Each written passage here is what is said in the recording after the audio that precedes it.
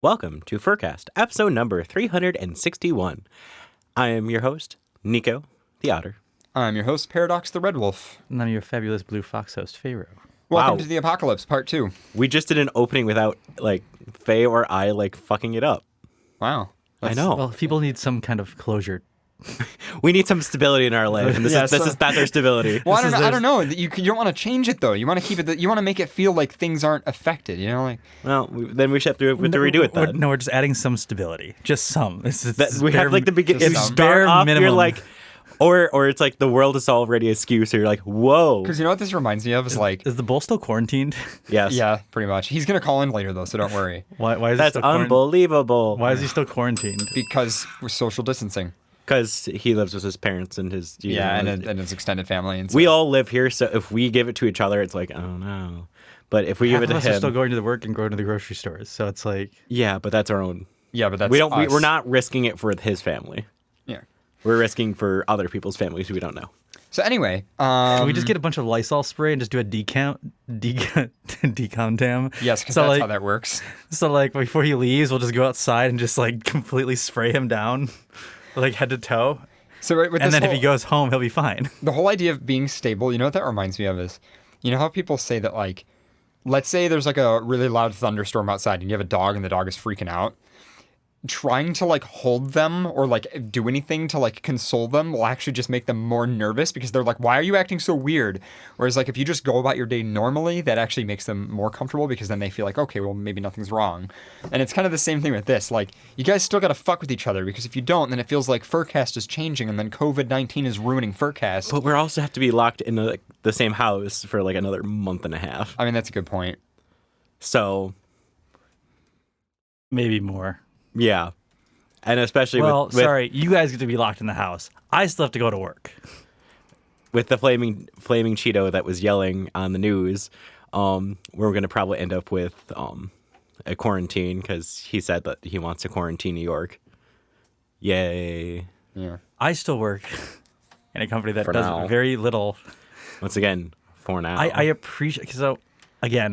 appreciate the actions that many people take, but there's a lot of null actions. Let's close down half of the lunchroom. Okay. And have everyone sit at tables that are now separated apart from each other. But then let's not wipe down any of the tables between each individual person sitting at them, so each table gets 3 to 4 times the amount of traffic. Yeah, it's kind of funny. Maruski went through that too, where his supervisor was like, well, you don't have symptoms. You're fine. You can come into work. And it was like, I don't think that's how that works. Next day, whole factory was closed. Yeah. It's just like, dude, really? Ooh. Yeah. Ooh. But we do, by the way, have Bull on the line. How's it going, Bull? It's going. Yeah, well, I'm so sorry that you can't be here, Bull. I wish that we could eat you. We're calling you from 5 minutes away. Yeah, we can't even eat you. Well, no, partially, I wouldn't have been able to come anyway because I'm actually sick right now. Ironically enough. He actually is sick. I actually am sick. So you have would be the giving it to corona? us. No, I don't have the coronavirus, though. Did you get tested? How do you know? I didn't get tested, but I had a low fever. It was 100.5, and I had some body aches and some stomach issues, but that's it. So we think it's just a stomach bug. Everyone's suspicious, and now everyone's gonna be talking to me, being like, "You have the coronavirus." I've been literally shut in my room for a week and a half. If there was testing, I would say try to get tested because then you probably do have it because you're in the generation that we don't show symptoms that much. How have I never made the joke of you getting sick or you having a headache or you getting mad and saying oh, you have a mad cow disease? Oh my God. Why haven't I ever done that? I don't know why.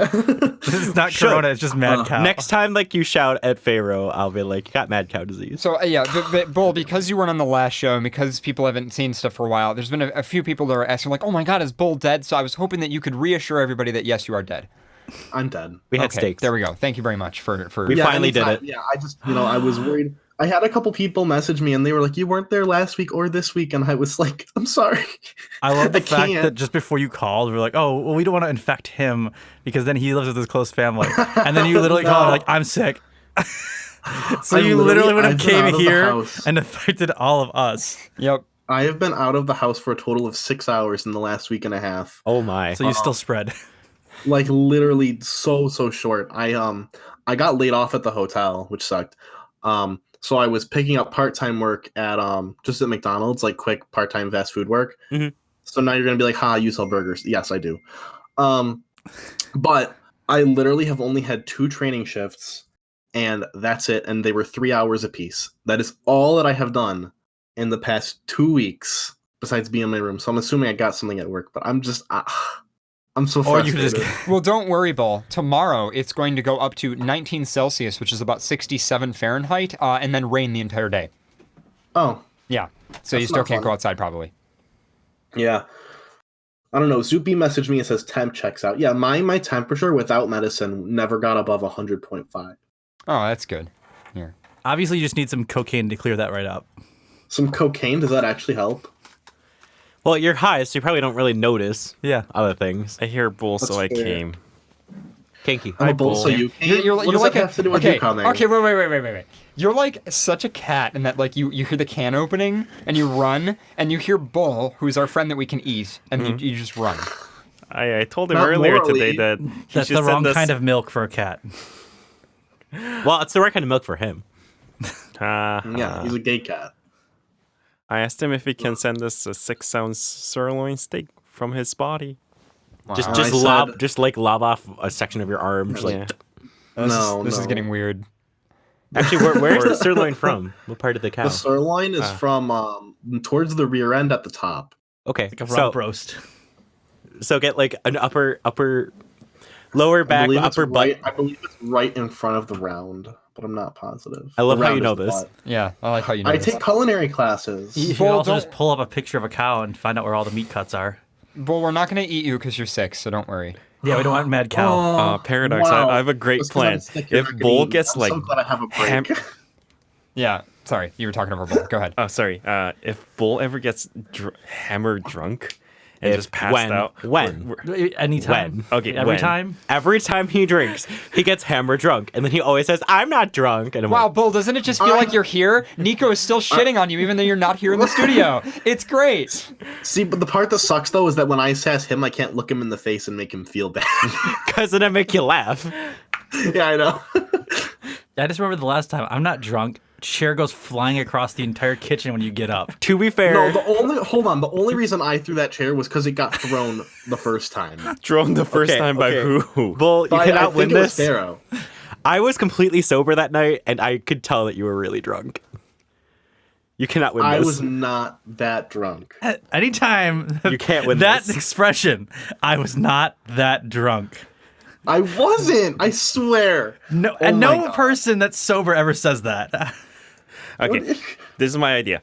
If he passes out, or when he passes out, we're I gonna don't grab know if he's ever. I don't know if he's ever drunk so much that he passes out. But He I usually did. stops out like I would say like Yeah. 2 stops before I say blackout. But you're Like, gonna be the enabler here. I'm not. Okay. I enabled him once, and he bitched me out for it. So I'm not enabling him again. I know, Okay, because so- I actually blacked out that night.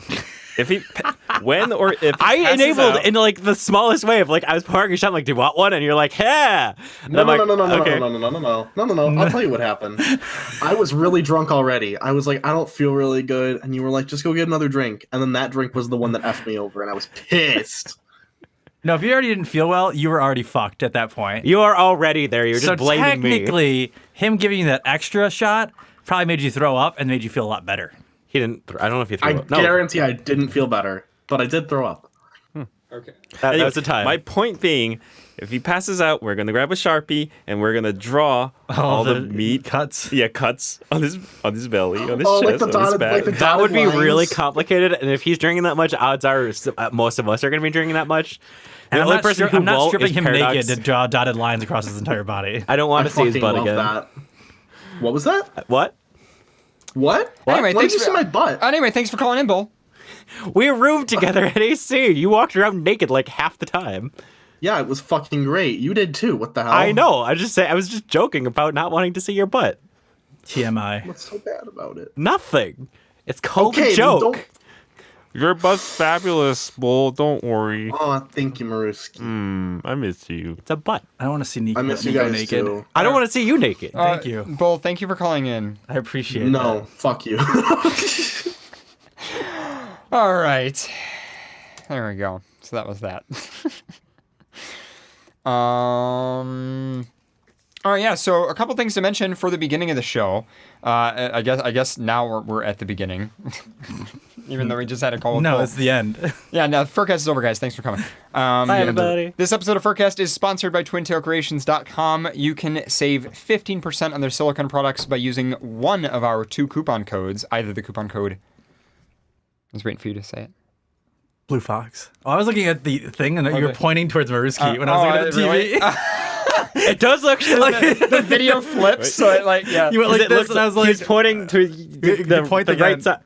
Yeah. It was like me pointing that way. No, wait, fuck. How could I do this? Wait, I'm gonna do this now. I'm gonna do this. Hold on. I'm gonna route something else to the TV. I'm gonna route my camera to the TV here, so that we can get like me pointing to Maruski. There we go. That's how that works. I don't like it. Anyway, this episode of FurCast is sponsored by TwinTailCreations. So now you're gonna cut back to the camera, and it's gonna be like this corner. Yeah. Oh, right. This is and you can save 15% by using our coupon code RedWolf or the coupon code BlueFox. We'll talk about them more later on in the show. Aren't you going to talk about the special colorations now? Are those out? Not yet. Are we supposed to talk about that? Maybe. I think we should talk about that. Yeah. TLDR. We might have FurCast themed Colorations. dildos coming out. So You can put a green otter up your butt. I thought it was already out. It's public on website. is it? No? Is it? Is our colors already out? There's been so much stuff going on. I haven't even. Let's see. Let's go to TwinTailCreations.com. We're doing it live. We'll see. Well, I did retweet their tweet on it, and we'll pull up their catalog, and I didn't know that they even tweeted about it. I'll get some information. Well, they tweeted that they're going to be dropping new inventory today. Ooh. So we'll see. Yes, today's the inventory drop for Twin Tails. Yeah. So a couple things. We got 2 interviews coming up tonight. One with my friend Sophos. We're going to talk about some interesting stuff that's going on with Telegram. And then we also have Artconomy on later tonight. So if you guys are interested in that, that's the art commissioning and I guess brokerage website. They have some updates and some stuff to talk about. And I'd also just like to shout out, first of all, thank you to everybody who came to our show last night, our music show. It was awesome. Thank you very much, guys. It was really long. It was like a 5-hour show. And also, shout out to a couple of my friends who are helping me with my new show, FurCast Tech, which is going to be showing up in the same place that FurCast is. So if you're already subscribed to FurCast, you'll get FurCast Tech. And that's going to be coming out hopefully sometime this week. So I'm really excited about that. And then, so some interesting stuff is going on with Telegram this week. In particular, have any of you guys here in the studio heard about Telegram's cryptocurrency? I haven't before you talked about it today. A few months Really? ago. Well, because it was supposed to be called Gram. And the idea would obviously probably be that you could like easily send cryptocurrency to other Telegram users and stuff like that. But I have my friend Sophos on to talk about that because there's some interesting developments in that. So hello, Sophos. Hello. How's it Why going? are you saying your friend? It's our friend. It's our friend. Hi, Sophos. Hi, Nico. And hi, Paradox and Maruski. Yeah. Hello. You're all great. Oh, thank you. You're awesome too. And thank you, by the way, for joining on like such short notice to talk about this. Yeah, no problem. It was actually kind of fun to do the research. Yeah. So, essentially, as far as I'm aware, Telegram has kind of been trying to get this whole thing rolling. They released a white paper. It was like a technical specification on how the cryptocurrency worked. And then they were trying to get it like passed legally, essentially, to get kind of the green light to go ahead and let people distribute this as a currency. My questions are, why do they even need to do that? Is it something about the way they did it? And like, how does it compare to something like Bitcoin? So Telegram didn't offer a whole bunch of details about how the blockchain was supposed to work. I mean, it was a technical white paper, and they explained that they had all these like Byzantine fault tolerance, and it was going to be a hybrid, like some sort of like hypercube blockchain resolution technology or something similarly ridiculous. But the point of it was to just, like you said, let people send each other money. However, when they initially set it up, they needed to get like seed funding so that they had enough money to continue developing Telegram and also pay for the new thing. And they went about that by asking investors to give them a bunch of money. But they conditioned it on like those investors would get money back in the future in the form of grams. And they argued to the Securities and Exchange Commission that this is all above board and okay because the act or the transaction of the investors giving them money was separate from the transaction of them giving the investors the grams. And the SEC said, excuse me, that's bullshit. And now they're in trouble. Okay, so they tried to raise money to kickstart the cryptocurrency, essentially? Yeah, they needed to have like enough money in the coffers, so to speak, to be able to have the cryptocurrency work So as basically like insider trading. Insider trading? And the fact that they were going to give them access to the cryptocurrency, knowing that there was going to be a high return back on it. Well, that's not really insider trading, because insider trading is trading based on knowledge that not a lot of other people have. This is just like you get a better if you were the rate investors, on the grams. You would have information that not other people would have. It sounds to me more like you're telling people that they're investing in a security fund, but it was never actually set up as a security fund. Well, so a security, it's not a security fund. Like a security is, it's an asset that you have that you can't immediately use as like to pay for something else. And I should preface all of this, I should have started by saying I'm not a lawyer. My qualifications are I took a college course on cybersecurity policy and law one time, and then I also read the judgment. So it's no worries. I'm super happy to have you on the line, though. Sophos, now, were those investors promised certain amount of grams, or were they promised a certain amount of grams equivalent to the money they have originally put in? Because like Telegram could have said, if you put in $100, we're going to give you 100 gram. Or would it be, we're going to give you grams equivalent to $100 when we launch it? Because 100 grams right now, there's nothing, whereas it might go on to $10 million. Yeah, just like Bitcoin, how it was like literally a Bitcoin was that's what I was saying. 10 It's more cents inside trader. If they would have said, we're going to give you the equivalent to what you paid in investments. But no, they were giving them the equivalent to what it will increase. So it's if you had, if Bitcoin was starting, it was like, I'm going to give you 10 Bitcoin right now. If you give me $10,000 at the start of Bitcoin. Yeah, nobody would have done it. Well, based on what I saw in the report, in the judgment from New York Court of Appeals or something, I forget which court it is. Anyway, based on what I read, it sounded like Telegram promised the investors that they would get X number of grams for the amount that they paid. And there was a stipulation that if they didn't get those grams by October 31st, 2018, that Telegram would be obliged to return the money. Well, how'd that go? Because that was... Well, it's currently wrapped up in legal troubles, so they don't have to return the money yet.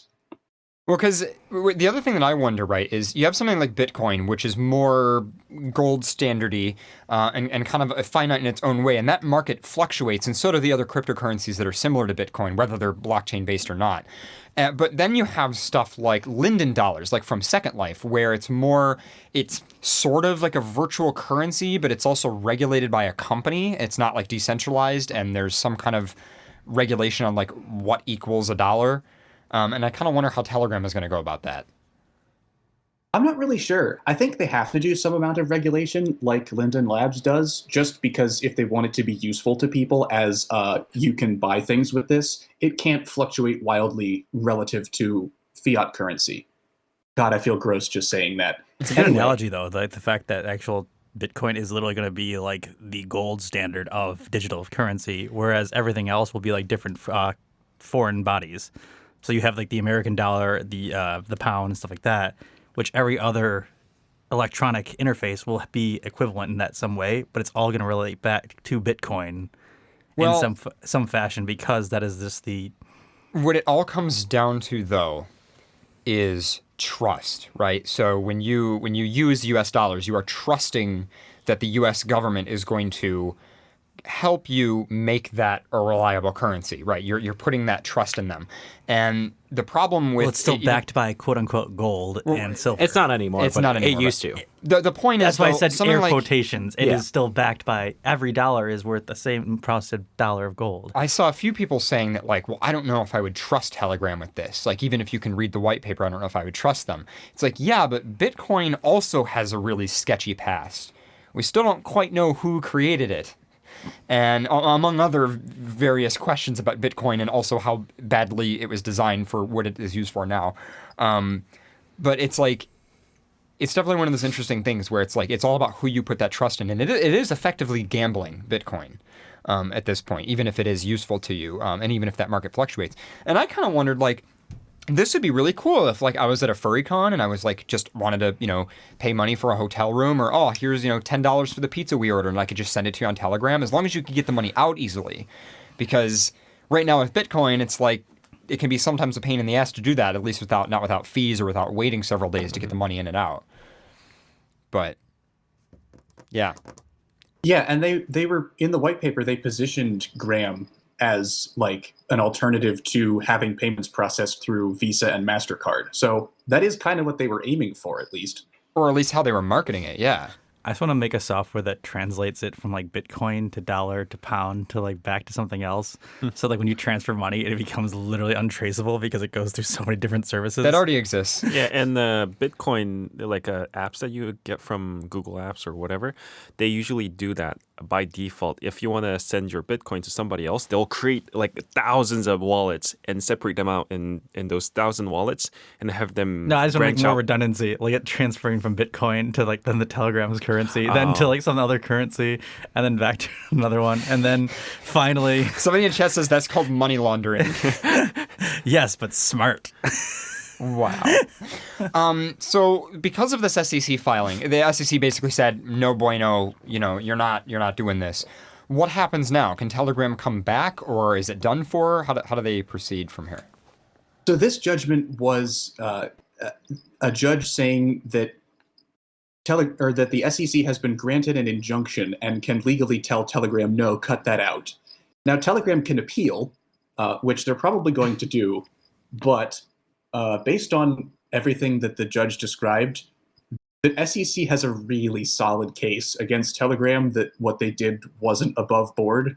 So it's not looking great at this point. They can keep trying, but I don't think they're likely to succeed. Sophos, another question. Telegram is originally from Russia, if I remember correctly, with a guy named Durov.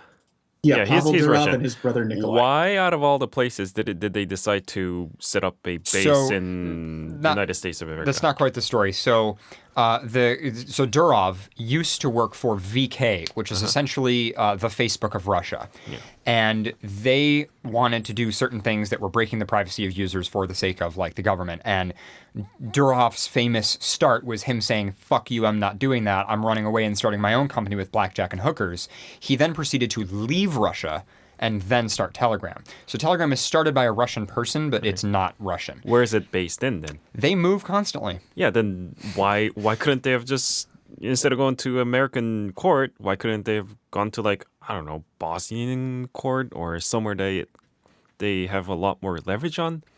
Well, Telegram has like one of several shell companies in the US, and they offered the security to American investors. So because they did that, it is then subject to American securities regulations.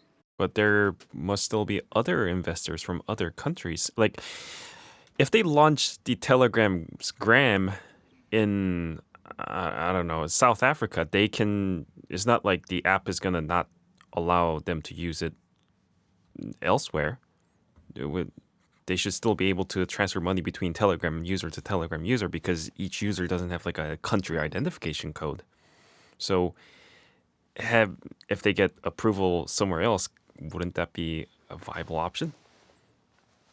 I think it would be a viable option if they were approved to launch it somewhere else. Yeah. The problem is they tried to do it in the US, and the US legal system got involved and said, actually, that's not okay. So now they're kind of stuck. Well, and not only that, but they have to pay. I mean, they raised like, was it like 1.2 billion US dollars or something crazy? The investors gave them 1.7 billion US dollars. Ouch. Yeah, so that's a lot to figure out what to do with, to liquidate or pay people back or whatever they're going to do. Yeah. So, yeah, and I they've don't know. spent some of it since then, so that's going to kind of make it harder for them to pay people back. That'll be interesting. Well, anyway, so we'll see, but so far not looking too great. No, not really. Oh. And And then lastly, just before I let you go, do we know anything about like the UI or what it would have looked like? So there were screenshots of either a beta version of the app or mock-ups that were sent in one of the Telegram info channels a long time ago, and I sent you a link to them so you can pull them up if you have them handy. Just got them pulled up. Yeah, okay, so I'm looking at this. So, see, it says, congratulations, ready to go. Wallet created. Oh, it's an egg! Sorry. There we go. It's not stopping! Sorry, Pharaoh was playing the video. Good job, Faye. Oh, so this is interesting. Looks like a decent UI, at least from the initial look at it, but... Okay, and then it's QR code based, I see, too. another thing. Do we have time for? Yeah, go ahead. So with like Coinbase or like federal banking institution, if like let's say you lose your banking card or you lose your whatever information, they can cross-reference your identity and recover your account, right? With Telegram, all you provide is your phone number, and let's say you lose your phone, you lose your SIM card, and you lose your access to. Yeah, like are they gonna have like a support number that you can call, that kind of thing? Yeah. That's something that they probably hadn't figured out yet. In the screenshots, though, there is a 24 secret words thing, which I expect is some sort of like hex to a bunch of predefined words converter, and that they can use that to restore your account if you take your secret words, write them on a card, laminate it, and put it in a safe deposit box or something. Yeah, sort of like Bitcoin wallets, and there's no difference there. Yeah.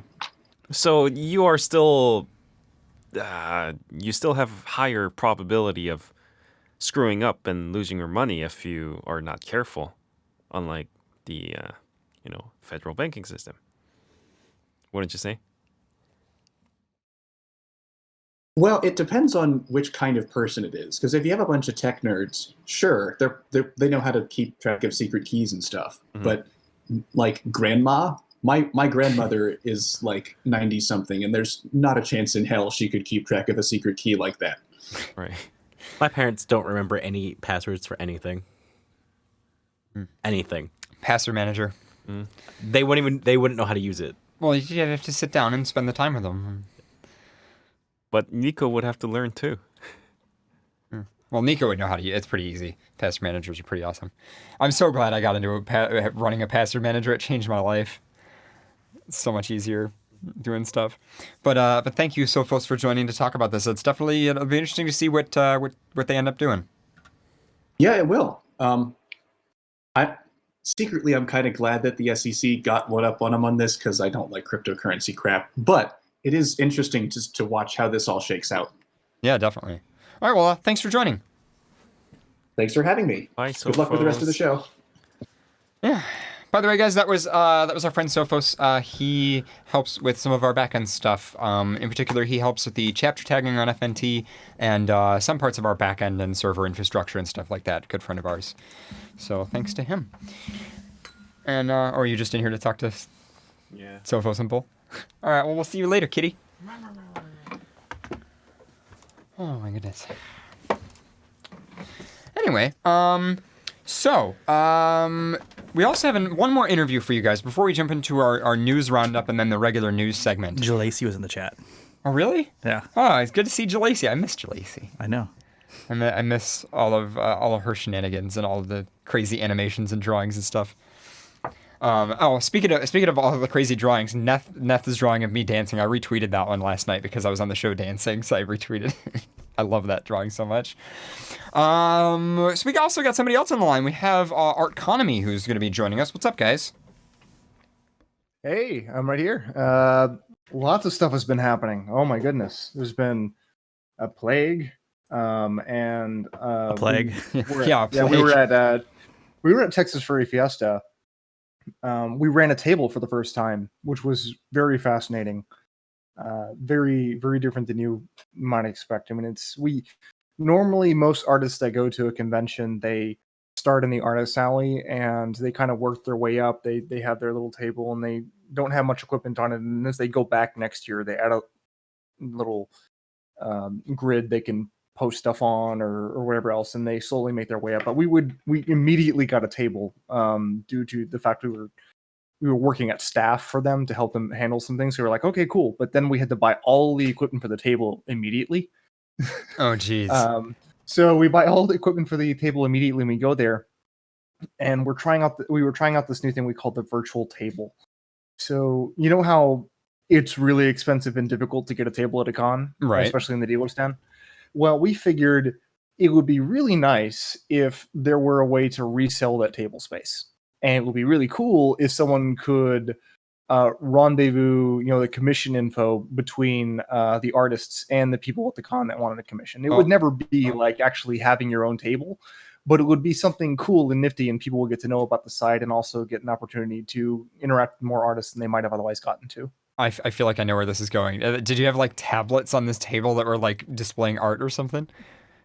Yeah, we had tablets we were using to do the transactions. We did end up using a 3-ring binder to kind of show off the stuff, but we were also able to show the site on demand. We didn't quite have it all laid out all the way we wanted to, because up until we got sick in December, and then we moved in January, and for the Texas Furry Fiesta was in the end of February, and I tell you the truth, 20 minutes after the dealer's den opened, I was still finishing up the code for this whole thing to work. Wow. And it did, though. It worked. That's awesome. So just to jump in here, so you guys, we've had you on a few times before. You guys are artconomy.com, and you do basically art commission brokering, essentially, where you kind of, you're the middlemen on the commission process to protect both artists and people, and also help artists make like portfolio pages and stuff like that. And you guys have been busy, man. I feel like every time I see your website, it looks totally different. Like it's already like a whole new design and everything. This is awesome looking. Thank you. Yeah, we've been working crazy hard. I mean, it's every day it's something, and it's. I think technically I'm running like 4 jobs right now between art economy, some contracting work to get a little bit of funding on the side, acting as the art editor for Texas Furry Fiesta, and now the public relations director for Stratosphere. Oh, wow. Man, you're busy. So definitely keep busy. Yeah, that's awesome. So, and you guys describe yourself as an online marketplace for custom art that offers buyer-seller protection, workload management, dispute resolution, and creative autonomy, which is awesome. So, yeah, well, first of all, why don't we just deal with the elephant in the room, all the COVID-19 stuff, because I know that's canceled a lot of my plans.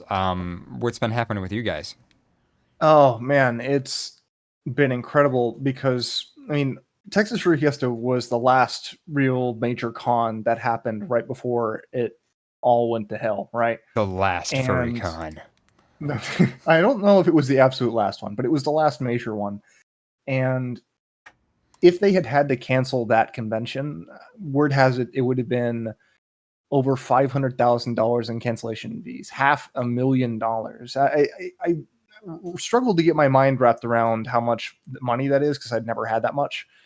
But if you could imagine a really, really nice house just being set on fire, that's what it would cost to cancel that con. Yeah, they were worried about that at Fernal Equinox as well, and they were very lucky that the government stepped in and basically said you can. Well, actually, right up until the point they were about to cancel, I believe the venue also shook a deal with them and basically just said like, yeah, we get it, But eventually the city also stepped in, and the province as well was like, yeah, no groupings of people larger than whatever, your event's done. Which means, of course, they can't complete the contract, which means it's semi-nullified, which helps them get out of at least a lot of it. It's still very costly, though. I mean, you still have all the logistics of all the planning that you did. That is money you're essentially not going to get back. Not to mention that a lot of people are going to ask for their money back on their badges. And I've seen some of these cons kind of begging people, like, please just like let us roll your badge in the next year or donate it or something, because, we need the help. Yeah, these conventions are a labor of love from people who it's a passion project for them. I've really loved working with the people that I've worked with at Texas Furry Fiesta, because they all really want to see this cool event where everyone really gets to enjoy themselves and celebrate what they care about and meet people they've only ever known online in person. And to have something so far-reaching that cripples our ability to have that right now it's very frustrating and it's saddening. And I'm sorry to see it happening. But while it's happening, there have been some really cool other things that have been going on, because in this fandom, there are a lot of people who aren't going to stay down. Myself included, but a lot of people that I've been really impressed with since I've been watching them work. So they've been starting these things called online conventions. And the key thing to remember about these new things, these online conventions, is that you don't want to bring the full expectation of a convention to them, because if you will be disappointed. Yeah. But they do offer a lot of the cool stuff that conventions were able to do in a sort of micro packaged form. And, it kind of, people are going to joke and say Second Life, but it's not quite that. It's more like, and I've actually got a few of these items in the roundup, by the way, that I can point out. I'm kind of showing them on screen. One of them is Scaled Con, and there's a few other like live streams that people are doing, and people are doing like fun social distancing events online and stuff like that. We'll try to put a bunch of them in the roundup for you guys. Yeah, if I remember, you were telling me about a big DJ event that was going on. You want to mention that? Yeah, so let's see if I can find it in all these damn tabs I have open, because there's a lot of them. Here we go. So it's called Isolation Station. You guys can actually check this out right now. It's isolation-station.inferno.net. Okay, well, actually, you can just go to their Twitter, which is _ISO Station. I got it up on the screen right now. And we'll tune into it real quick. Let's see if I can get their stream up. And they have a bunch of different furry DJs playing music and doing live streams. And they've got each DJ kind of has their own setup. Some of them are fursuiting. They've got fursuiters on in the background and stuff like that. And they have a whole schedule of DJs. I mean, God, they got a bunch of really good ones in there. Nas in there, Adi, RK, just to name the few that I know. Ruka, Rekka, Apollo. It's just awesome, and it's a 24-hour lineup that they've got going on. Let me get rid of my graphics so everybody can see it here. So yeah, if anybody needs good music and fursuits dancing, you can check out ISO Station.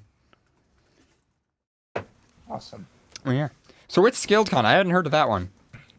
Now, ScaledCon isn't really a furry con, but I know a few furries that were there, or at least people who are furry adjacent that were there, and it's a tabletop convention that happens in Edinburgh, Scotland.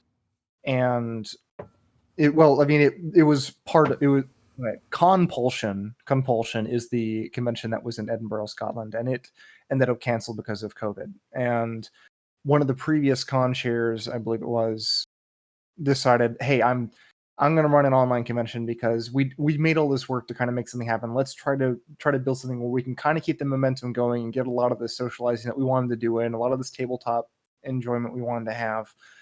And she knew me personally, so she reached out to me and asked me, hey, can you be the artist alley for this? And I said, hell yeah, I can. And that's awesome. There you go. And then, okay, yeah, and then you're kind of like doing a promotional thing with them.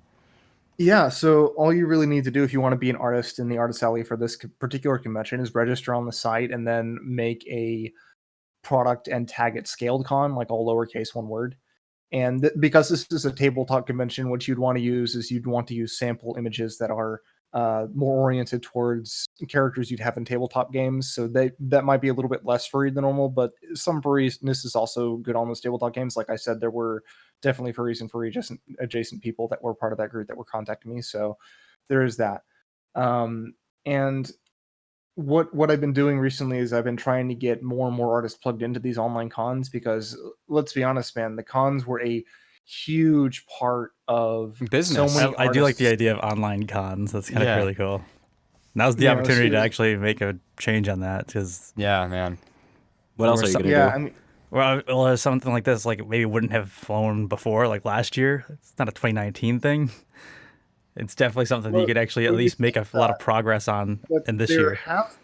There have been a couple of online cons that have existed before this. I believe CouchCon is one of them. CouchCon is run by Dreamkeepers, the guy who runs the Dreamkeepers webcomic. Yeah. and it's been around for a year or two now. And I believe that Boozy Badger runs something called Basement Con, which I thought was a joke initially until I saw it actually running. Basement Con, yeah. I love it. There's a couple cons that have like parody accounts too, where it'll just be like, oh guys, everybody. I thought that was a con that was just Boozy in his basement drinking.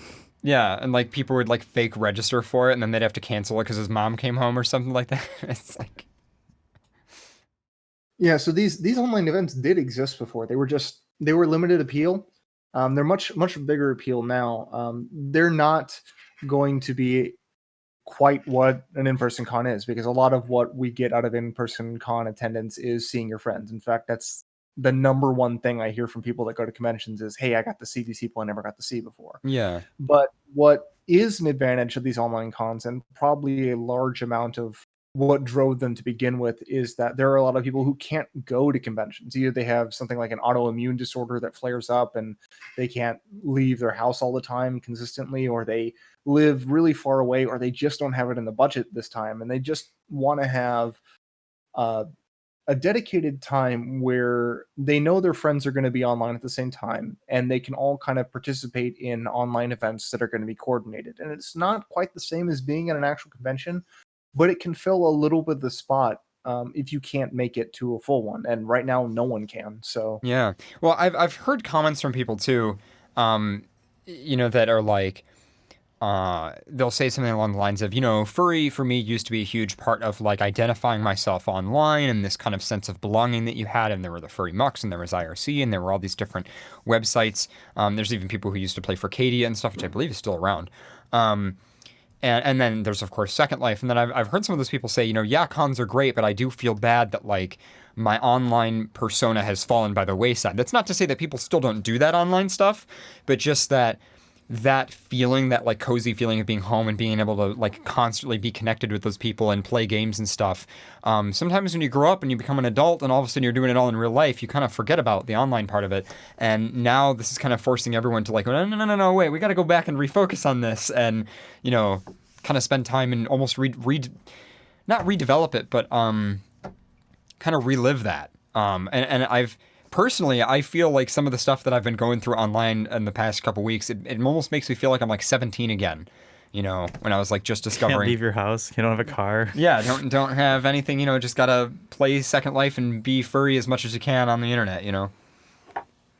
Well, I'm on the same page with you there. I understand. And the last few years, as I started working on Art Economy, my time to spend on Mux has basically fallen through the floor. I still occasionally log on, but it's almost all been work or meeting with people in person or doing stuff for work online, and it's been less of the socialization. So it's been a very different world for me over the last few years. And I wouldn't say that I definitely say there are some things that are very different about how I was then and how I am now. And I wouldn't say necessarily that I feel like I should go back, but I feel that the importance of online personas in general, be it personas or any other kind, are going to continue becoming more and more important. And not just because we have, a virus coming out, but because we have more and more of our lives online. And I think that as time goes on, we're going to be virtualizing more and more. In fact, if you look at, do you remember after, well, I say, do you remember after World War II as if you were there? But if you remember in your I remember World War II. I remember. After World War II, women were in the workforce, and that was permanent. It didn't change back, and we're all better for it. Well, I think that right now, a whole bunch of the jobs that we were told could not be done remotely are being done remotely. That's my favorite part. That's huge That's thing. my favorite. Yeah. Oh, all those jobs we talked about for years, we can't do remotely. Sorry to be a little nitpicky with my history. The 1950s had a really big rollback on women in the workforce. But it wasn't. It wasn't entirely. That was until after men came back. Fighting for it, right? They did end up. It was like a big push forward in the 40s, and then a big pull back in the 50s, and then by like the 70s and 80s, they were back to being. Well, yeah, because that was like when all the men came back from the war. After the war, it was the 1950s. Okay, also the baby boomer generation. Yes, the cookie cutter. Everyone was was fucking when they came back from the war. Okay, That has nothing. there was so much fucking going on. that has nothing to do with it. Yeah. But okay. So just to move on. that is true. That's why we had the baby boomers now. Was all that? It's fucking- true. There's a lot of fuck. It is a fascinating place to be, though, where a lot of the big broadcasters, so like you look at like the comedy show guys, Stephen Colbert and Samantha Bee, although Samantha Bee's doing pretty good, but Seth Meyers is another one where like I usually watch those guys all the time. And all of a sudden, there they are in their house filming a YouTube video with their iPhone. Video looks great, audio is shit because they're in like an echoey room and they don't know anything about like booming a microphone or like using a lav mic or any of that. But it's so funny how it's like it's flipped it upside its head. And I've had a lot of friends that are like, because there's been a lot of articles and a lot of news on like people are going crazy because of social isolation. Is Freestream still a cameraman? Like someone, yeah, he's still doing some stuff, but they're very like That's kind of crazy. It's like the big time celebrities are now on the same footing as you. yeah. And Like now it's like they don't have their studios anymore. well, not only that, but like a lot of people that are starting to go crazy because of social isolation, and then meanwhile furries are I've sitting been here like, crazy my yeah, entire life. welcome to like my entire childhood and life being socially isolated, and yeah, just forcing everybody to take on this whole online identity and working online and stuff. And I was mentioning this in our other show too. A good friend of mine does a lot of remote software development. And he said it's been a pain in the ass to find jobs because like when you go to a job listing website, they'll say, well, what location do you want your job in? And it's like, well, it doesn't matter. So it's like you can type San Francisco and then you can find a job offer that says, work remote is allowed. But it's like, it's one of those things where like it's so arbitrary, but people don't realize that like, I guess I'll search New York City for a job, even though I'm going to work online. Yeah, it's been very different. And I am a software developer as well, and that's when I contract on the side, and it's all remote work. And if someone tells me I had to move to do that, it's a deal breaker outright for me. And I'm in the position in my development career where I can do that very easily. But I imagine for software developers that are just starting, it's a lot harder. Definitely, I'm excited to see more and more remote work come in. My wife has been working at a hospital, and she has just now starting to get some release to work from home for her particular work because it doesn't usually require interfacing with patients every day. And her team has started using new software that's good for coordinating the whole team, and they're starting to see that this is actually possible. It's possible to have people work remotely, and they've been working on this. Remote work from home shit like it's the cure for cancer, and oh my god, it is, right? yeah, sort of. It's been interesting just like having that shift. Not to say it's perfect though. Obviously, the economy is a grand total of fucked right now. But as we stay more and more home, our online personas are going to become more and more of who we are, and I think that is one of the things that really motivates me when I work on Art Economy, because I have, the character galleries in Art Economy. You have a quick way to assemble a portfolio of your character. I feel like your online identity, where your meat bag of a body isn't really that important for your interactions directly. But your online identity is going to become more and more important. Or our generation could just take back the streets and just force all the old people inside, as then we can run things. Yeah, but like, would they? Would we? Like, I think the problem is they wouldn't. So, see, that's the biggest problem. Is I think you and Nico going to the stores is the people that should be worrying and like control. You fucking millennials going outside, seeing your friends in real life. Nico is telling the best thing when he came back home of like old people literally just completely disobeying all of the fucking rules. Yeah. Like cutting in the lines, touching everything. Literally. Like I don't give a fuck. I'm the boomer generation. Yeah, and it's like stop. There's been a few people. I'm not going to make any comments about generation, but I will say that like at our local grocery store, they make you like line up now. They have a person sanitizing everything. You have to wait till the next person is gone. They sanitize the cash register. Then you walk up, and then there's some people who just walk up, don't give a fuck, and I'm like, really, dude? Like, it's definitely the people that should give a fuck, though. Well, yeah, it's a lot of the people that should give a fuck that aren't giving a fuck. And then that's the one thing that bothered me the most about a lot of this shit, though, too, is because then you watch something and they're like, oh, the millennials are just going out and partying. Hey, I liked that news article. They had a news article about millennials, and they were like, millennials are just going out on spring break, and all the millennials chimed in. They're like, we've been out of college for like 5 to 10 years at this point. Oh, the millennials. All the millennials. We have like, kids now. We have kids. We have a house. He said everyone who's younger than me is a millennial. Okay, Yeah. So the guy was a Gen Xer, so We're That's great. It's our time. We can take back the streets like the French Revolution. It's Bluegrass's era now. Those are the people that are fucking things up. What's the song from the Les Miserables? Where they like, Les Miserables. Les Miserables. Thank you. You're welcome. What? When they're like, you can hear the people calling.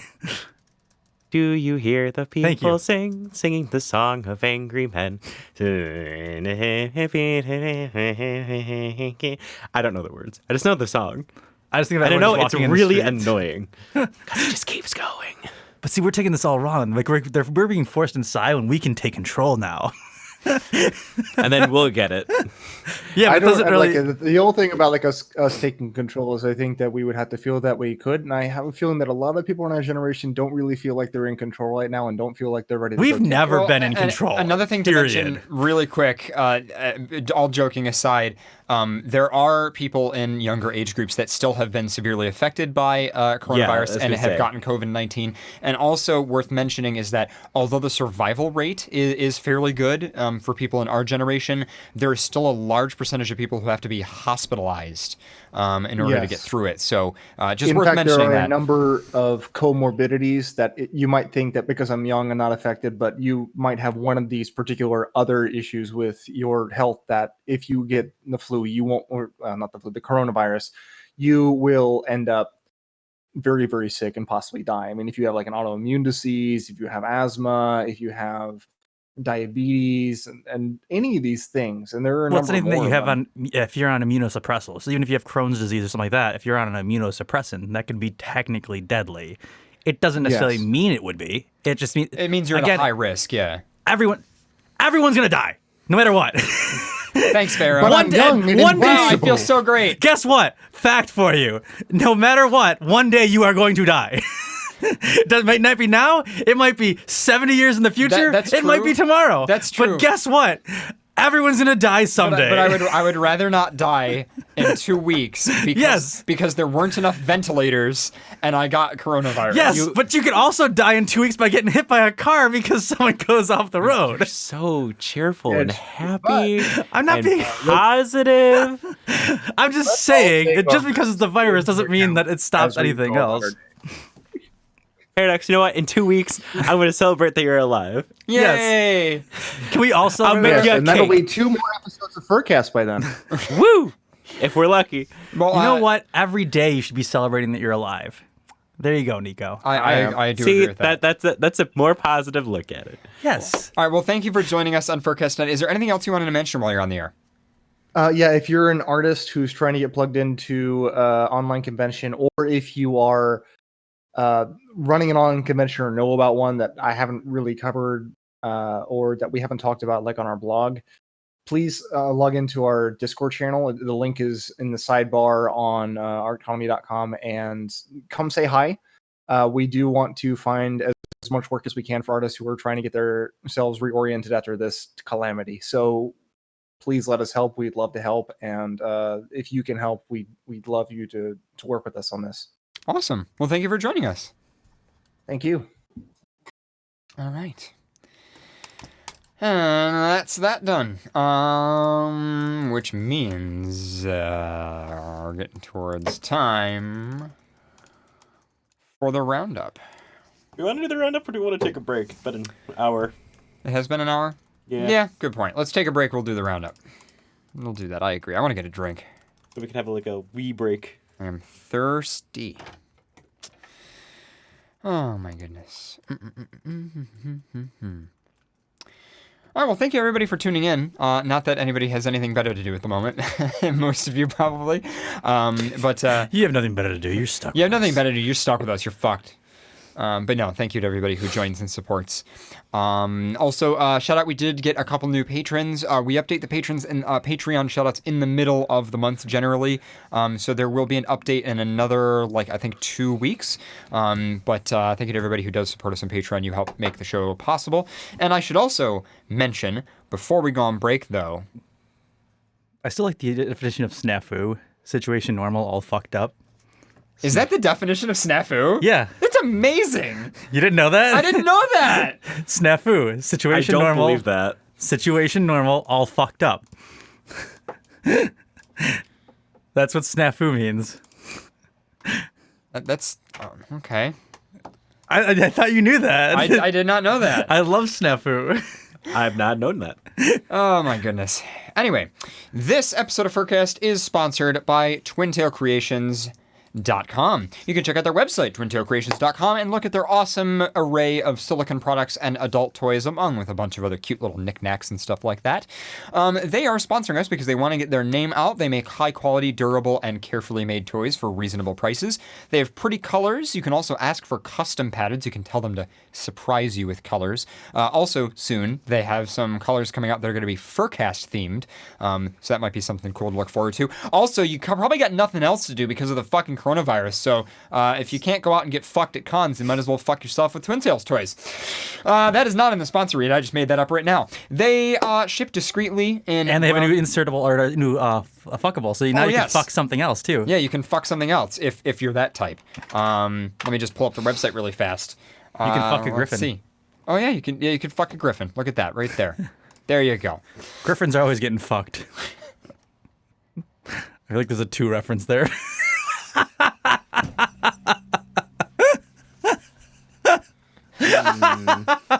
That was bad. Anyway, I know that was good. But I mean, it was. Ring the bell for that one, please, Nico. Just give me a bell ring for that. Thank you. Enjoy. They ship discreetly in brown boxes with a return label that says TTC LLC. The credit card transaction's also TTC LLC. And if they have to ship internationally, which they do, it just says silicone sculpture. So you should not have any issues receiving stuff. We also have many success stories from people over in Europe receiving those products. They say they have excellent customer service, and part of that is also working through our community. So if you do experience an issue, a lot of times they're in our chat room, so you can literally just talk to them in our chat room. Also, love is poured into every mold, and we got to have them on the show at some point to talk about their stuff. Mm-hmm. Well, in the really near fun. future, I might be doing more for them too, but it all involves me actually getting a new phone I that's was actually going to say, functional. also, we can't leave, so. But guess what? I'll be getting a new phone soon, so I can actually be functional. How are you going to get a new phone? AT&T store's still open. A lot of the stores are still open. Like EB Games or GameStop is still open. Well, I'd imagine that you can still order like a Google Pixel online or whatever. I can just go to the store. Yeah, do they have Google Pixels in the store though? I don't know. I haven't gone to the store yet. Yeah. I needed money. I've heard some carriers don't, but well, hey, at least you're still being forced to work for now, sort of. Even though that's Yeah. So. It's, there's upsides and downsides to that, I suppose. Make us all sick. Yeah. Yep. Thanks, Pharaoh. Well, it's not my fault. I know it isn't your fault. I'm just gonna continue the spread. I am sorry that you have to deal with that though. Because I don't know, that's just shitty. My life doesn't stop. I mean, well, if Tim Hortons is open, everything's gonna stay open. So I mean, well, they aren't 24 hours anymore, and it's only the drive-through. They haven't been 24 hours before the COVID. That's true. Their hours are actually even less though. Yeah, but even less. So there were 2 24-hour ones nearby. Yeah, but again, the whole control thing, what was it? When I thought they originally said that there was only going to be, was it exclusive businesses? No, essential businesses. I didn't think Tim Hortons and other shops were going to be considered essential businesses. I thought it was going to be grocery stores, gas stations, police, fire, and medical. Yeah, I mean, anything that is food related, generally. I mean, there are lockdowns that do involve closing, like regular restaurants, and that has happened in some cases. But they're also encouraging people to use delivery services where they'll do hands-off delivery and everything. And so that's part of the reason for them staying. Really, what they going to work and seeing a train of 50 cars in a Tim Hortons drive-through, all going to the same windows, all handing them their credit cards and stuff back and forth, and no one's sanitizing in between each interaction. Just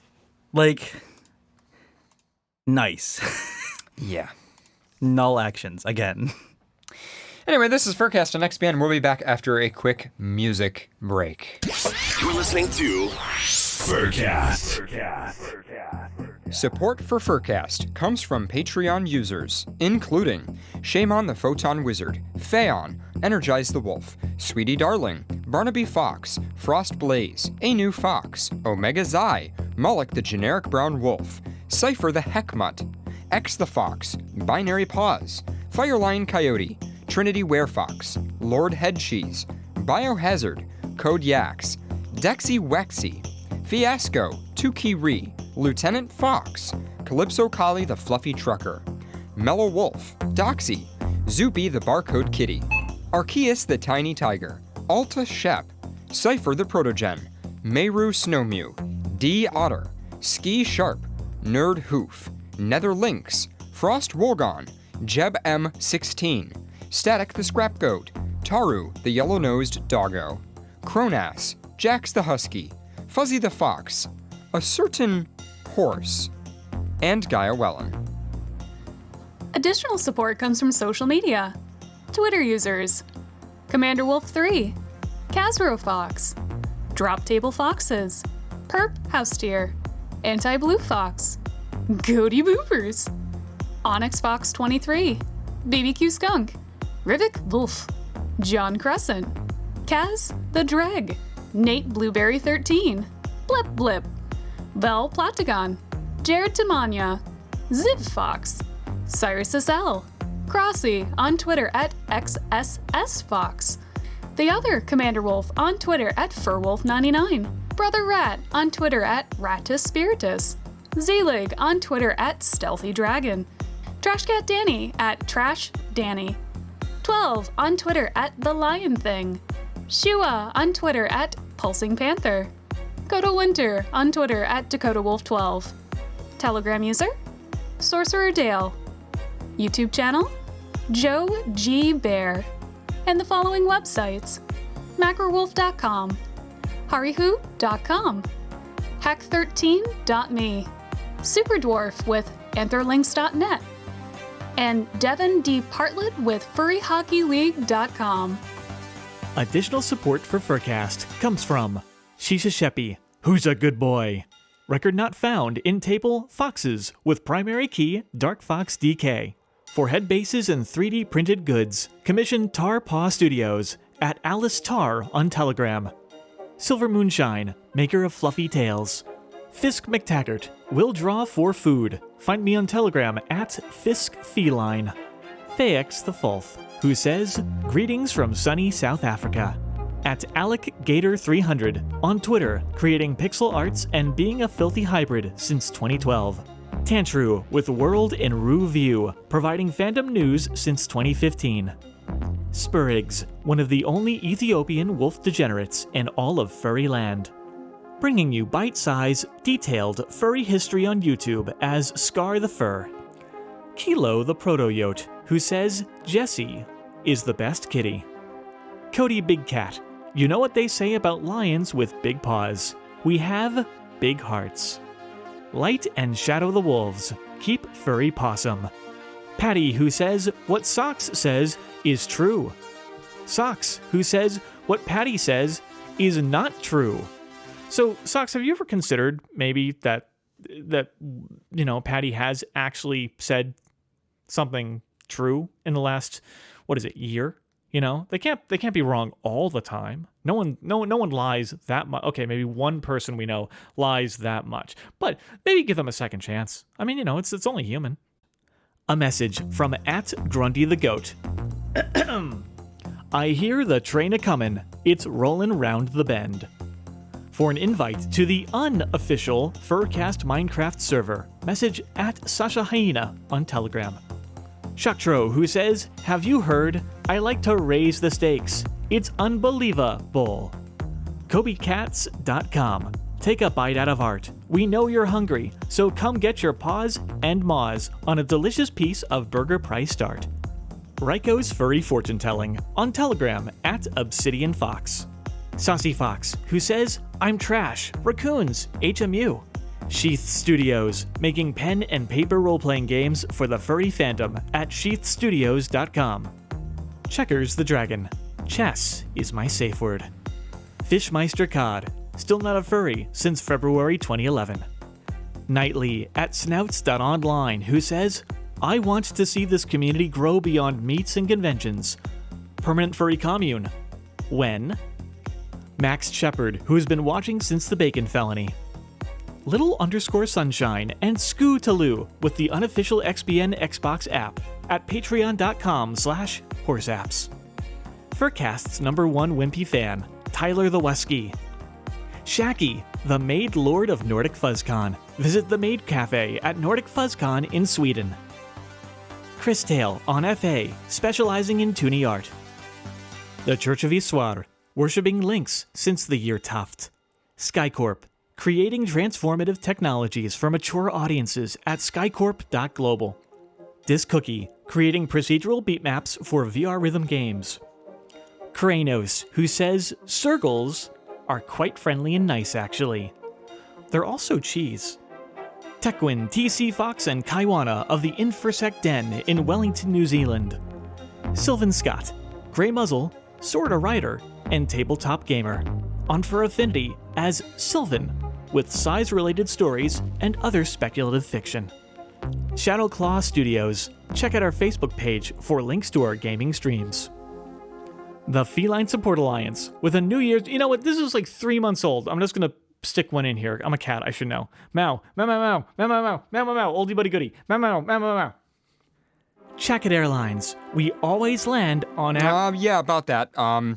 They might not always be landing on their feet. Yeah, because of the whole COVID-19 thing that's going on, you know. So what's getting cut? Well, here, I can give you this. This is our plan so far. Oh. But isn't that Check it Airlines' whole thing? Yeah. That's okay. So maybe they only sometimes land on their feet. Silvergatomon at patreon.com/silvergatomon. Cheetah Paws for a daily dose of bulgy arts. Support him at patreon.com/cheetahpaws. And a very special thanks to Blaze Fusky and Decibel Fox.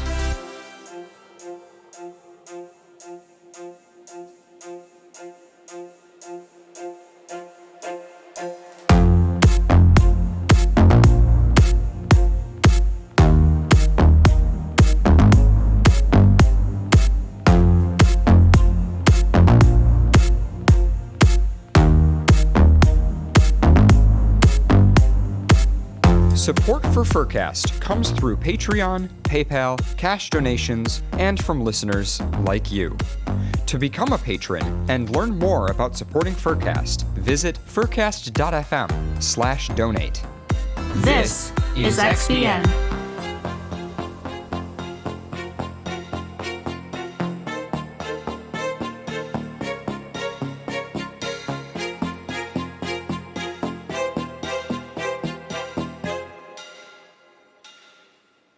All right. Coming up, I'm going to do a little mini mix.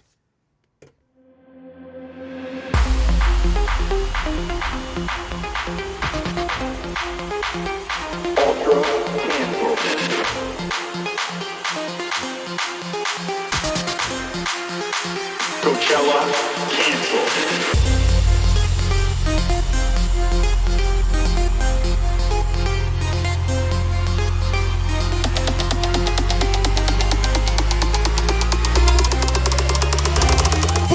Coronavirus.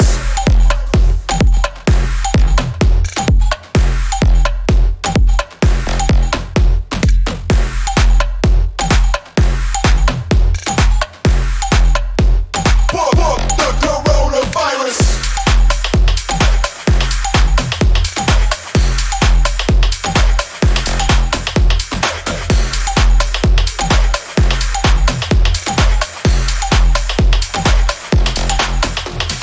Ultra canceled. Coachella canceled. NBA canceled. NHL canceled. Football, canceled. March Madness, canceled. Baseball, canceled. Golf, canceled. Wait, they even canceled golf? Like, what the fuck are we supposed to do now? No sports, no nothing, no public gatherings. Oh, let's go to the club. We can't, it's closed. Oh, let's go to the bar. We can't, it's closed. Hey, babe, I got a great idea. How about we go to, we can't fucking fly.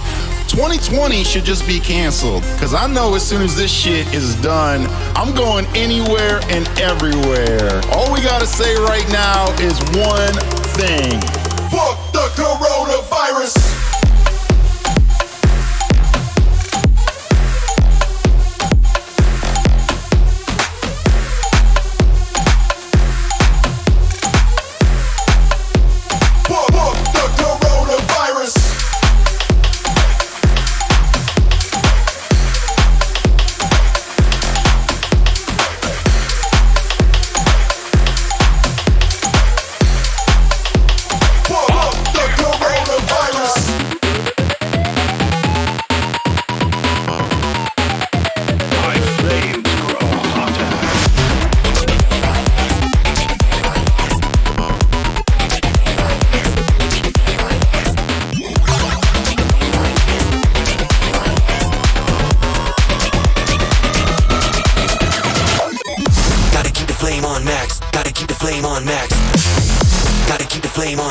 I'ma keep it going till there ain't nothing left.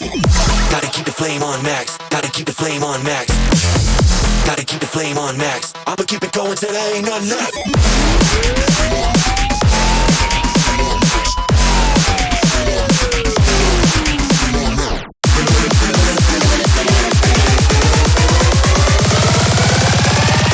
Dropping flames on these fools like I'm fireproof.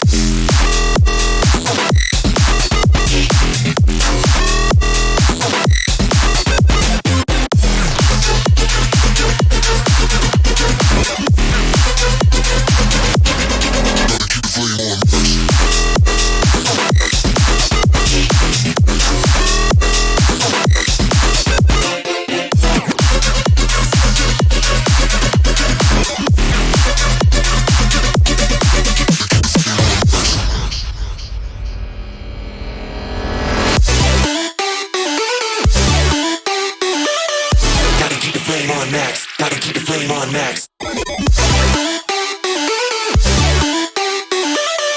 Gotta keep the flame on max. I'ma keep it going till there ain't nothing left.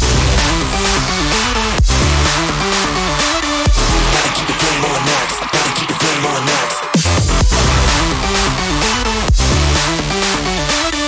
Gotta keep the flame on max. Gotta keep the flame on max.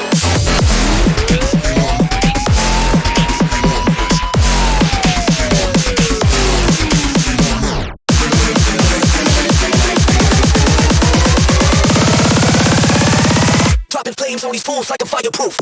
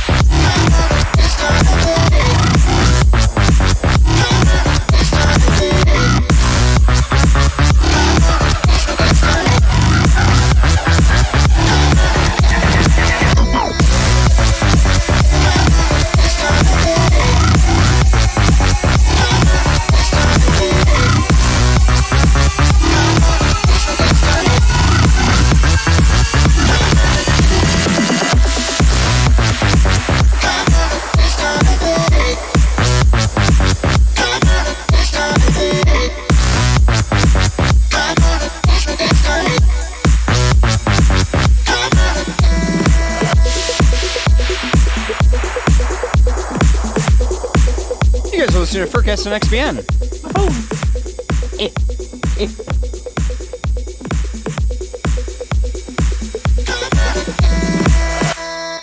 Also worth mentioning, if you want more furries dancing and DJing and stuff like that, you guys can check out, this is going to be in the roundup too, but it is, where is it? Isolation Station.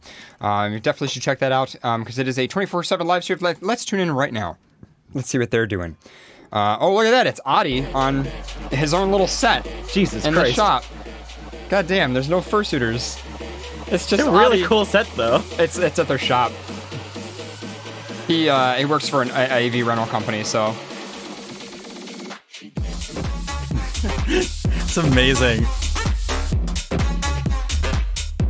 That's so great because they own a lot of that gear at the AV rental company, so they're just like, fuck it, we'll set up a full dance set and everything like that. Can you just take a moment to appreciate this for a second? I just want to appreciate my dad on stage, okay? Yeah, let's watch Adi for a second here. He's doing an awesome job too, wow. It's a good set. Well, I love Adi sets. I was gonna say, like, I've never heard an Adi set that I didn't like.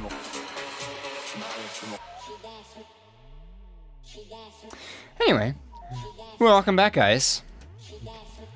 Yeah. Somebody in the chat was saying all we need now is All Hell is Breaking Loose.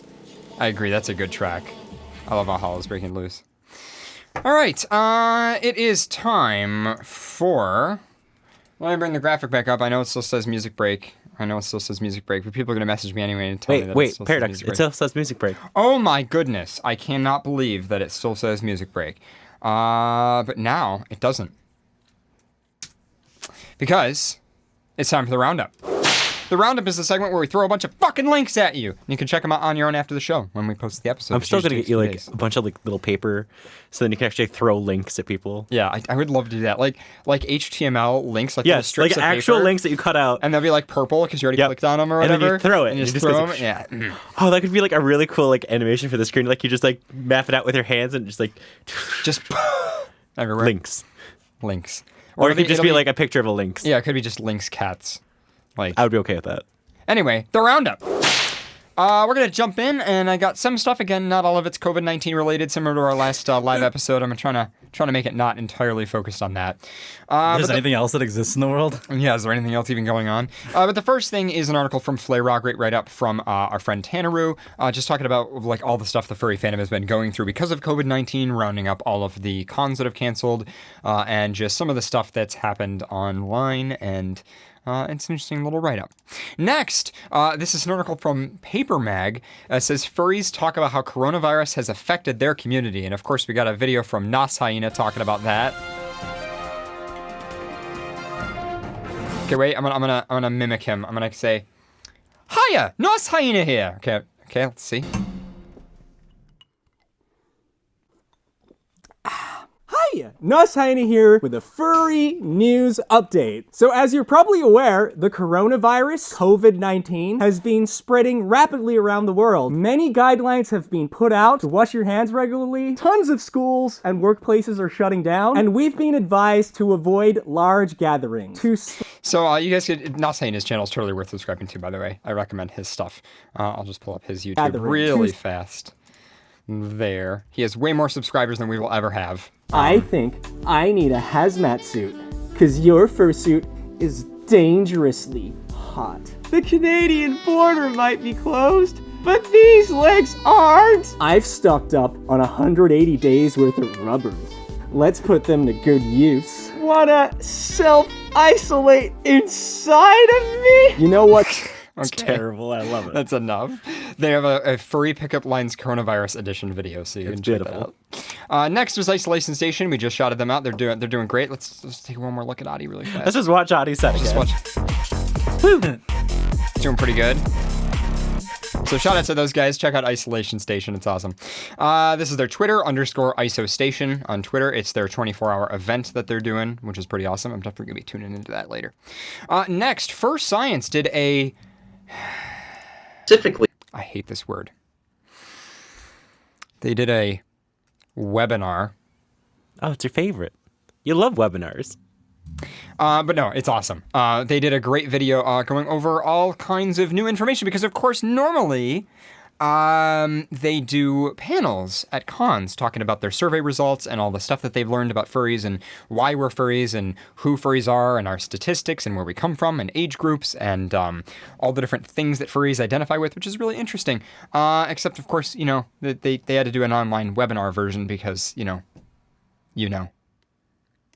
But anyway. Wait. I know. Yeah, you do know. Do I? Yeah. What is it?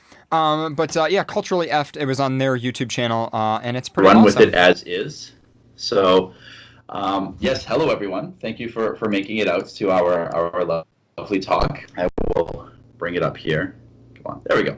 Perfect. So, I figured this was very apt for how I feel this morning about. Oh, they have the little weather meme thing up. But yeah, definitely worth checking out. Lots of interesting information. We got to have Nuka on the show again at some point. Next.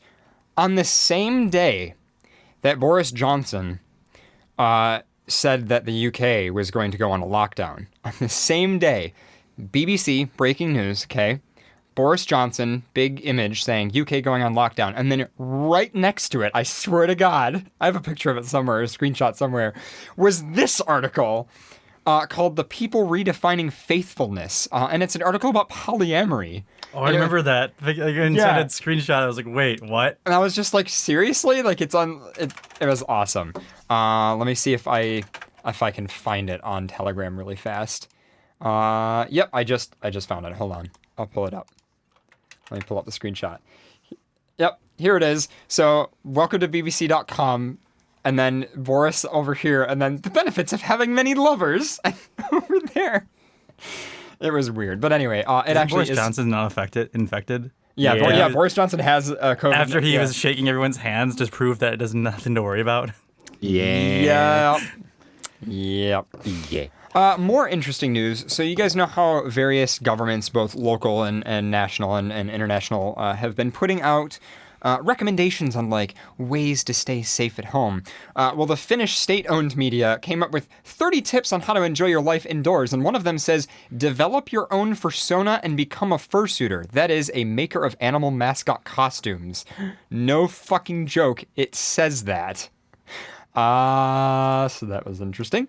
Next, Samantha Bee, who's a comedian both on YouTube and on, I think, TBS, I want to say it's TBS Network, did a piece on furries and how, well, they originally filmed it to be slightly more political. It was filmed more, they actually do talk about politics a little bit because it was back when kind of the big conversation was like Bernie versus Biden in the US. But they also kind of changed the interview a little bit to talk more about like just how furries are socially. And it was a pretty cool piece. Time of self-isolation and quarantining, the hunger for personal connection can be overwhelming. We all need people in our lives to watch out for us. Luckily, before the pandemic, I had Amy Hoggart visit one of the most caring and hopeful communities of all. Earlier this month, before everyone was wearing masks and gloves, I met a group of people wearing, well, masks and gloves. Furries. Yep. I'm at a furry convention. It was actually a really good piece. They interviewed some really interesting people. I'm going to watch that later. It was really good. It's probably one of the best like furries in the media pieces I've seen in a long time. So you guys can find that on Full Frontal with Samantha Bee on that YouTube channel. Yeah, I love Full Frontal. Yeah, it's the name of There's our not show. a lot of downvotes on it either. That's good. Yeah, it's pretty awesome. Only 78 people. So yeah. Next, folding at home is exploding. They are at how much is it? Wait a minute. Okay, hold on. 100,000, million, billion, trillion. I don't remember what's at after that. Is it quadrillion? I think. And then centillion or something like that? Centillion. Centillion. So 1.5 centillion, maybe, if we might be getting that wrong, operations per second because of COVID-19. So for those who don't know, folding at home... Why is the U.S. not even on there? It's just because of the way they displayed. It's just the screenshot that they used. But yeah, there's a ton of freaking CPU cores. Holy shit. And just with Windows OS alone, they're at, total, here it is, 1.5 million x86 teraflops. That's incredible.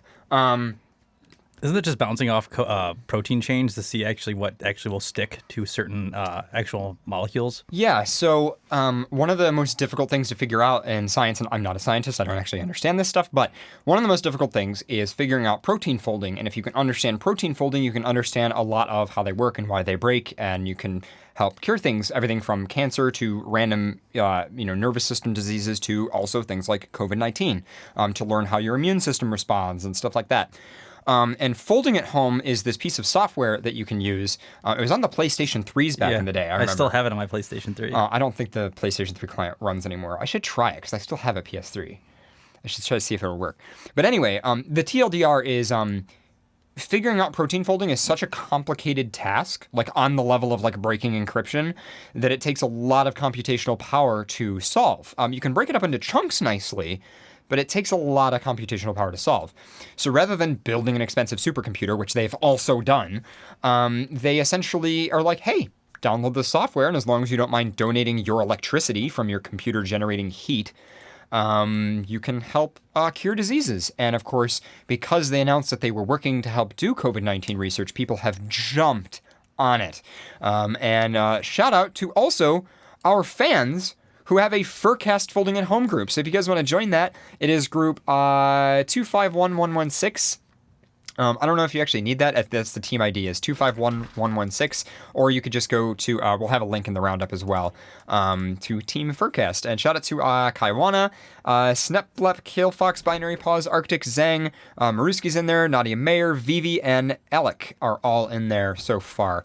And our work unit count is currently 164. So pretty cool stuff. And then I have another article from PC Mag that says Folding at Home is now equivalent to an exascale supercomputer, which is pretty nuts. So, but yeah, like I said, as long as you don't pay the electric bill, get Folding at Home. It's free. In fact, I'm actually thinking about using the studio equipment to do Folding at Home, because, it would get very hot up here. But yeah, it's pretty cool. Also, I should mention, when you set it up on your computer, you can set it to only use your computer when it's idle, so it'll automatically monitor you on your computer to make sure like you're not using it, or it won't run while you're using the computer. And then when you walk away from your computer, it'll start up and then start doing research. It'll download work and then work on it and then upload it and everything like that. Speaking of B-Stars, which is something that we made it through this week, next item in the roundup. Bad Dragon sent a bunch of merch to one of the voice actors for B-Stars, including just a bunch of random stuff and a wolf scarf. Wow. Oh my goodness. But it says, yo, huge thanks to Bad Dragon for this incredible swag box, shirts, dockies, socks, scarves, hat stickers, among other things. So Duke want to collab, bro. And this is I'm Mr. Transistor on Legoshi. Yeah. I love furry adjacent. Does it say furry adjacent? Yeah. They're pretty awesome though. And I thought they did a really good job on the voice acting. The stupid mask. It's so bad. But anyway, so shout out to them. That was awesome. Speaking of B-Stars, on Anime News Network, there's an interview with the people who made the opening animation, which is like a stop-motion animation. I thought it was really cool. I loved it. And they did an interview on how they created it and some of the other projects that they've worked on, which is really cool. Next, U.S. Consumer Product Safety Commission had a thing called Quinn the Quarantine Fox. Quinn the Quarantine Fox says, stand by your pan. Unattended cookies, the number one cause of home fires. So that was a thing. And then they said, there is one community that has embraced Quinn the Quarantine Fox more than any other, and we want you to know we see you and we thank you. Oh, no. And it's just furries being like, I wonder who it might be. Oh, oh no. It was great. And then it just exploded. I'm doing my part. Beautiful. Oh God, you poked the fandom, you poor innocent fools. You poked the fandom. Quinn is the government's persona. Oh my goodness. It was so great. Oh whoa, everybody replying to it. No. Yeah. So shout out to U.S. Consumer Product Safety Commission for that one. Next, can you search E621 right now? Why? Can you just search Quinn? Quinn the Quarantine Fox? I feel like there has to be it already. Let's see. Let's see. Nothing yet. Let's just do Quinn. No, I'm not seeing anything yet. Hold on, is Fur Affinity up? Yeah, Fur Affinity was down earlier. Let's see. Quinn quarantine. Nope, not seeing anything yet. Get on that, furries. You don't have any porn of Quinn the quarantine? I don't think there's actually a mascot though. I think it's literally just they just used an image of a fox. So it wasn't like really. So just look at porn of a fox. Yeah, just look at foxes. So we're already ahead of the game. Next in the roundup, I just had the pieces that we talked about earlier and part of our interview, which was the SEC filing on Telegram. I had also the PDF for that will be linked as well, and then an article from CoinDesk as well. Telegram tries to clarify Graham Crypto Project amid ongoing SEC fight. And then here's the PDF from the filing. And then the last thing in the roundup was coyotes are being seen on the empty streets of San Francisco. Are these just generic pictures of coyotes? Really? You couldn't get any of the ones in San Francisco? Oh, here we go. Coyote in the street of San Francisco during coronavirus shelter-in-place order. Yeah. Maybe just strolling down the fucking street. Yeah, he's probably going to get a coffee or something. You know, he's got coyote business. I don't know what coyotes do. I'm not a coyote. Hey, coyotes, tell us what you do. Yeah. Well, apparently they eat trash. I mean, so do raccoons. And cats. And then the last item in the roundup, I lied, there was one more, is this ridiculous thing from AV Club I loved saying, it. We've reached the horny for Mufasa stage of quarantine. Okay, this has a whole story to it, by the way. Really? This has been going on for like all week. Okay. So if you scroll down, you'll find what the artist did. Oh my god. If you actually click on it, he has like a bunch that he has made. He was doing every single character in Disney. Well, I think they have a bunch in the article. In Lion King, sorry. He had a bunch of Lion King ones. So that's Mufasa. Mufasa looks like a dad, like a hot dad. Yeah, he has like all of them, and people are like, "Where?" Like this has been going on for a while. Like everyone on Twitter is like, "Oh my god, why do we have this?" And everyone's like, "I'm okay with it." Wow. Everybody, yeah, he's like making really hot pieces. Right? That's funny. And then AV. Go to the top three. What are the top three? No, wait. On the back on where you were. Let's see this one. Oh, that's the girl from Lion King 2. The Lion King 2. Oh yeah. The bad one. Oh, the hyena. Oh my goodness. Oh, and she has the head of the other two on her hip. Wow. That was Whoopi Goldberg, wasn't it? Yeah. Yeah. Well, there you go. Very Kill Bill on that one. We've reached the horny for Mufasa stage. But yeah, no, this has been going on for a while. Yeah. Like a lot of people on. Can you read the first line of that? I love the line. Listen, we're not here to judge. We're not here to yuck anybody's yum. We're just here to report the facts. And the fact is, some people are out here getting real horny for the Lion King, specifically those sexed up interpretation of characters from the 1994 Disney film, recently published by Los Angeles-based illustrator Marco Burnend. There you go. Stupid. I like that we're not here to yuck anyone's yum. That's a good way to say that. And that's it.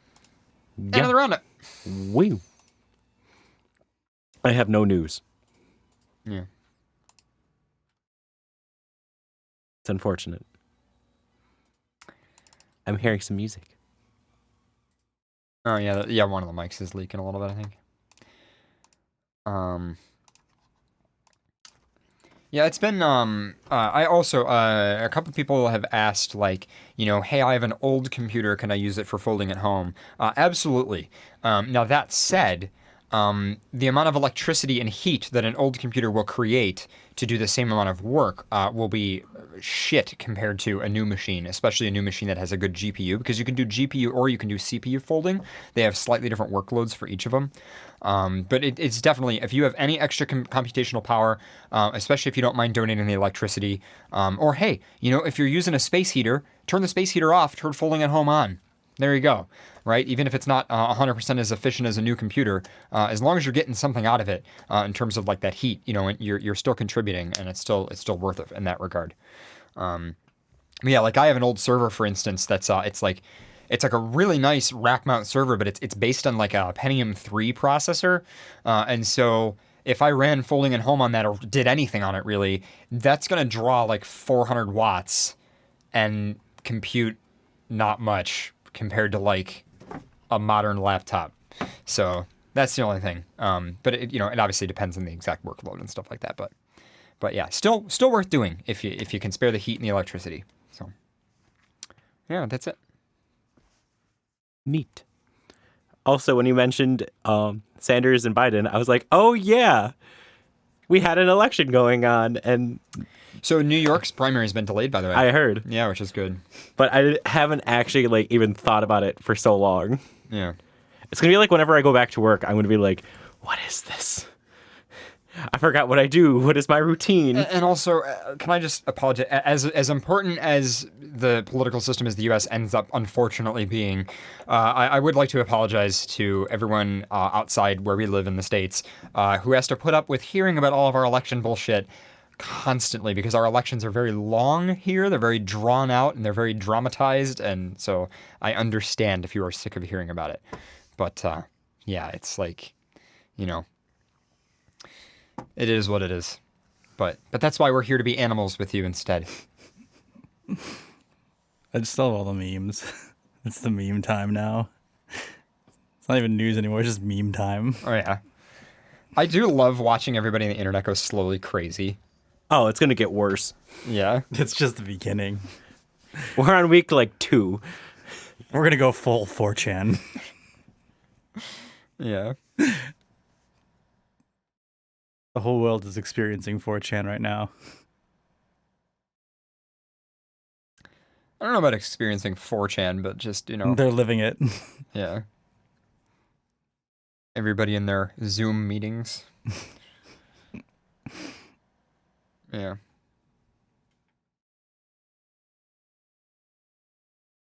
Anyway.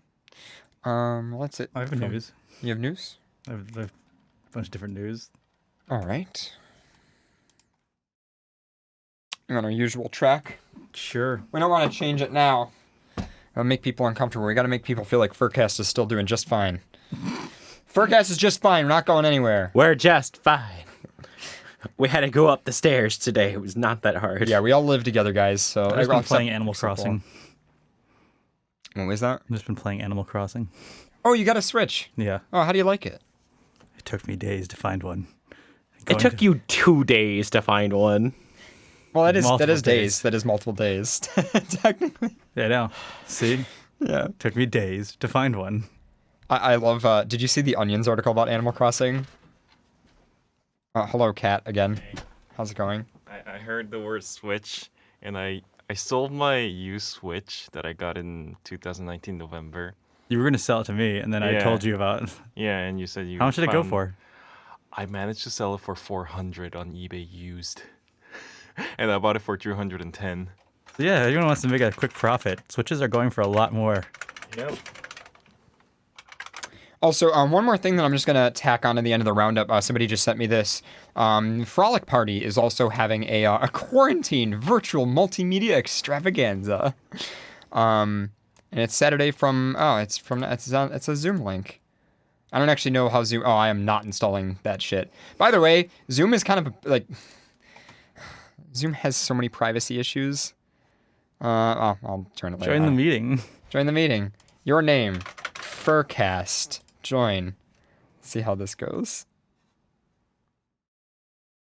Oh, there's a pup there. I don't know what we're doing. I was hoping there's gonna be someone with his dick out. Like I was hoping so much. As soon as there's a lot of participants here, but they're doing.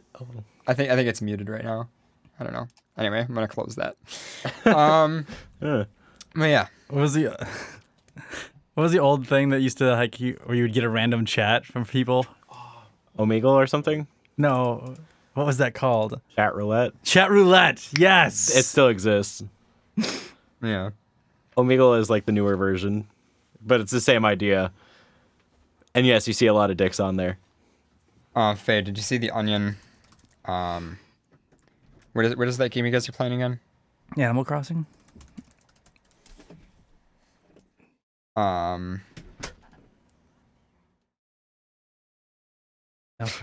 Animal Crossing New Horizon developers confirm no one can hurt you here. No one can make you scared. They published this like on the day that California went for lockdown. I was laughing though that people were sending nudes through Animal Crossing now. Wait, what? How? I'm sure you could paint it. No, like you do a scan and then it converts it over to pixels so that you can actually...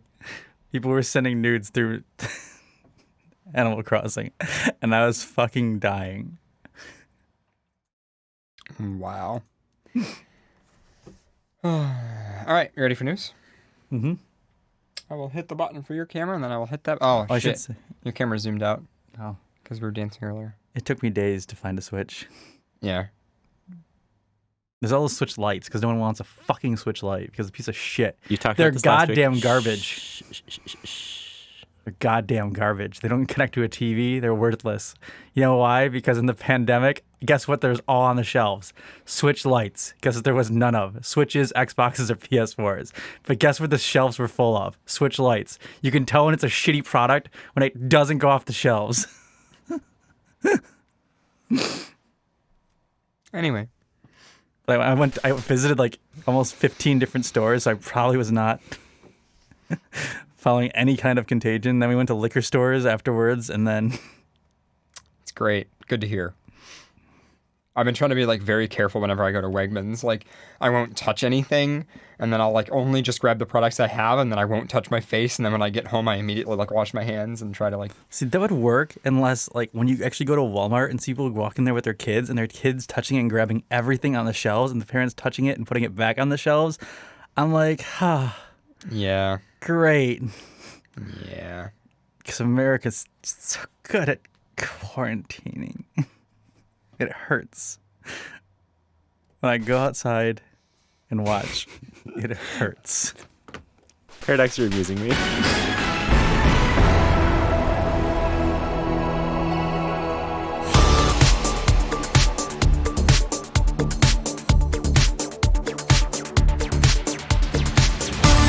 It's 6 feet of distancing. That's what we're doing. Yeah. We're distancing the fans, the social distancing. You're over there. Yeah, I'm going to ruin the social distancing in a minute.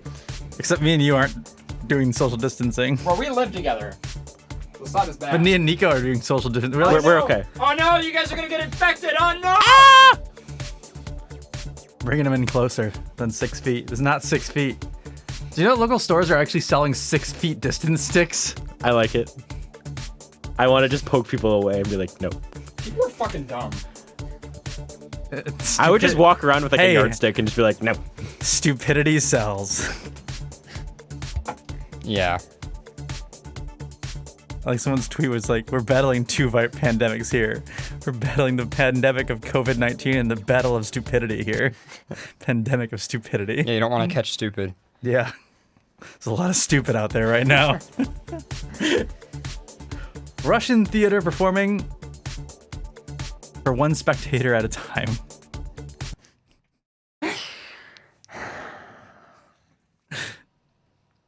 They have one guy. No.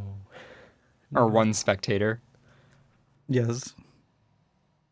Starting this month, Russia's Perm Opera and Ballet Theater will stream its performances online and only allow just one spectator in the theater to watch in person. Okay, that makes sense. That's not even like a movie theater. That's like a theater. That must be a really expensive ticket, though. It's a really awkward ticket, too. Oh, I would love it. I'd just be like, woo! All I can think of is the fucking thing where, what was it, Shia LaBeouf was in the audience, and there's that slow clap, and he just starts standing up and clapping. Yeah. Oh, yeah, just by himself. By himself. Yeah. That's I would hope that they still charge like based on the seat. So like if you sit in the top, you could be like way back in the nosebleeds by yourself, and you're like, woo! I would do that. Well, I mean, if the law is gatherings of like no more than 5 people, let's say, you could still have a few people and just have them walk in the separate entrances of the theater and then sit in their own little areas. Like, I don't know. Depends on how far you want to push it. March 23rd. Usually it's the artist for whom a solo is the ultimate prize. Now it's the audience. Starting this month, Russia's Perm Opera and Ballet Theater will stream its performances online and only allow one spectator in the theater to watch in person at a time. Called the one-on-one. My question, though, is if there's still a ballet of a bunch of people, isn't that still not quarantining anything? I don't think humans understand what quarantine is. Well, it depends. If all of the people in the show live together in a trailer, and stay at the theater and don't go anywhere, then they can all go on stage and perform for one person. I don't think that's the case. And then as long as you keep that person away so you don't get any of their respiratory, I think that's how viruses work. Because once they sneeze. Well, how far away is the distance of a sneeze? Is it like 50 feet? No, that's actually been studied. That's why it's like 2 meters or whatever. That's why you stay that far away from people, because of the amount of how far a sneeze goes. But isn't there trajectory? So if you aim up, wouldn't it go further through the parabolic effect? Maybe, but it's a. I mean, listen. If the person is all the way up in the balcony, okay, unless you're like, Hachah! you're not gonna get them sick with that. True. But I don't know. You could throw a paper airplane pretty far. I have nothing to say. Literally, I have nothing. I just don't. So you throw a paper airplane infected with coronavirus at them, and it goes up into the balcony, and then because it can live on surfaces for so long, you just a thank you, but you don't realize you have it. So that they open the paper, and it's just corona. Thank you. P.S. I have coronavirus. Well, fuck. What the hell? Called the One-on-One Project. The project is designed to create a new kind of interaction with the public at the time of the growing number of coronavirus cases. I keep calling it Contra. I don't know why. Because it kind of looks like Contra. In my head, I keep saying Contra, but we're talking about the Contra virus. It stops you from Contra virus. It stops you from playing Contra. So some people also will say the COVID-19 virus, and it's no. COVID-19 is the disease caused by the recent coronavirus, which is technically sort of SARS-2, but not SARS-2. Electric Boogaloo. SARS-2 Electric Boogaloo. The Happening. SARS-2. I had SARS-1. Will I have SARS-2? No, it is different than SARS, though. But in terms of naming well, scheme, if I get it, I will tell you. I'll be like, I get it. I'll be like, it's just like it was before. This sequel sucks. You'll just get live updates from me and Ben going, You'll just complain about the sequel. That's what you should do. You should just be like, I prefer the original. The original. Did I told you bits of that story, but there's a lot to that story. Oh, really? So I was in Canada at this resort, and I got sick, and my parents didn't tell me what I had, but they just recently told me that it was probably SARS. So I'm like, woohoo! Me and my brother had it. So we were in this resort. We were quarantined off in our own room for the entire week. The first day that I had it, I went down to the food place because we all had a food place, and I was too sick to eat anything. So they're like, "Oh, we're sorry. We'll just get you this." And they handed me a bowl of Jell-O, and the Jell-O had broken glass inside of it. This was an expensive resort, and they had a big piece of broken glass because a plate must have broke. And I was chewing it, there's something in there. And I spit it out, and then they were like, "Oh no!" And then they ran away, and then the guy came out, and he's like, because you got that, we're gonna give you free cookies." And guess what kind of cookies they were? Peanut butter? They were peanut butter cookies. And I'm I looked at it, took one bite, I'm allergic to this. And they were my waiter had a heart attack. She was just we got $1,000 worth of free stuff. So you almost died twice. I almost died twice on top of having SARS. Woo! That sounds like a fun vacation. It was. I was locked in a room with SARS and Canadian cable, which was, oh boy, I didn't know what was going on. The life of a teacher is hard. It was before. It was well before. I was I don't know. Life of a music major is hard. I was 10. Life of a child is hard. Yes, the life of a child is hard. I think I was 10. Yeah. Probably. All right. Anyway. Called the One-on-One Project, designed to create a new kind of interaction between the public and a time when a growing number of coronavirus cases are limiting outings and gatherings. We are ready to hold performances for one person, because in the end, even a single spectator has the same value as a full house. Bullshit. Marat Gatsvov, the theater principal stage director, said in a statement. Bullshit. How much are they charging for that one ticket? Out of all the virus stuff that you see in movies, I always looked at those and be people would never be this stupid. And then now we're living in it. Like all the zombie virus, I was like, it's been a day. How are the grocery stores all out of food? Well, people freaking out. And also, the way stores restock things is not necessarily efficient for the way that people are buying things right now. That's kind of part of the problem. So it's not that the resources aren't there, it's just that the way that stores ship things in, right? Like they have all kinds of predictive models on like how many Oreos do people buy versus how much produce do people buy versus like all these things. And whenever shit like this happens, it all goes Oh my God, I forgot to say. I'll use your word. What was your word? Fubar? No. Snafu. Snafu. It gets snafu-y. I was laughing because guess what else people were panic buying? What? There are no dogs left. Really? At any of the SPCAs in this entire area. That's good, though. That's actually... There are lots of cats. Well, there's always lots of cats. You can get cats for free. You know that, right? But any cat that's above a year old from an SPCA, you can just walk in, have enough like paperwork and like proof that you have like a house that's actually good. You can just get a cat. But I'm saying though, is like you can see like people want to cuddle with like something because they don't have people, so they get a dog, but the people still don't get cats. I just think it might be a good idea because if you're home, you can like if it's a dog that you need to train, you have time to train it. So this might just be my experience, but when I was a little kid, I volunteered for the SPCA, and the dog kennels there were never as many dogs because they just didn't get as many in. Whereas cats, I don't know if it's because they go outside or just because cats fuck more, but there were so many cats that they couldn't get rid of them fast enough. And like people would come in every day to adopt cats, but they still had so many that they had like overflow rooms of cats. And then sometimes they would have to euthanize. They would literally tell people like, if you give us this cat, we're going to euthanize it because we just can't handle it. And whereas like dogs, they might get like, it was a much smaller number usually whenever they, something happened or there was... Yeah, but the whole Western New York area is out of dogs. A dog shortage? There's a dog shortage. Ooh, they have a turtle, though. They have a turtle? I love this turtle. Guess what its name is? What? It's Myrtle the turtle. I want her. Are you looking up the SPCA website? They just have Sandra D, the cat. Patches. Barnaby is a good name.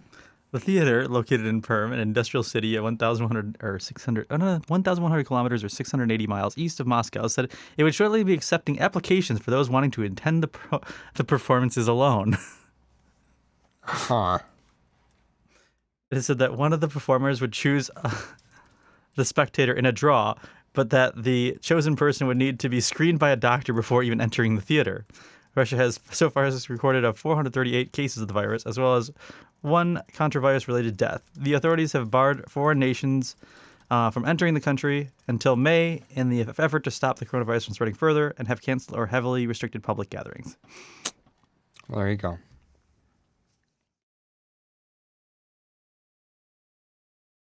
I want Myrtle the turtle.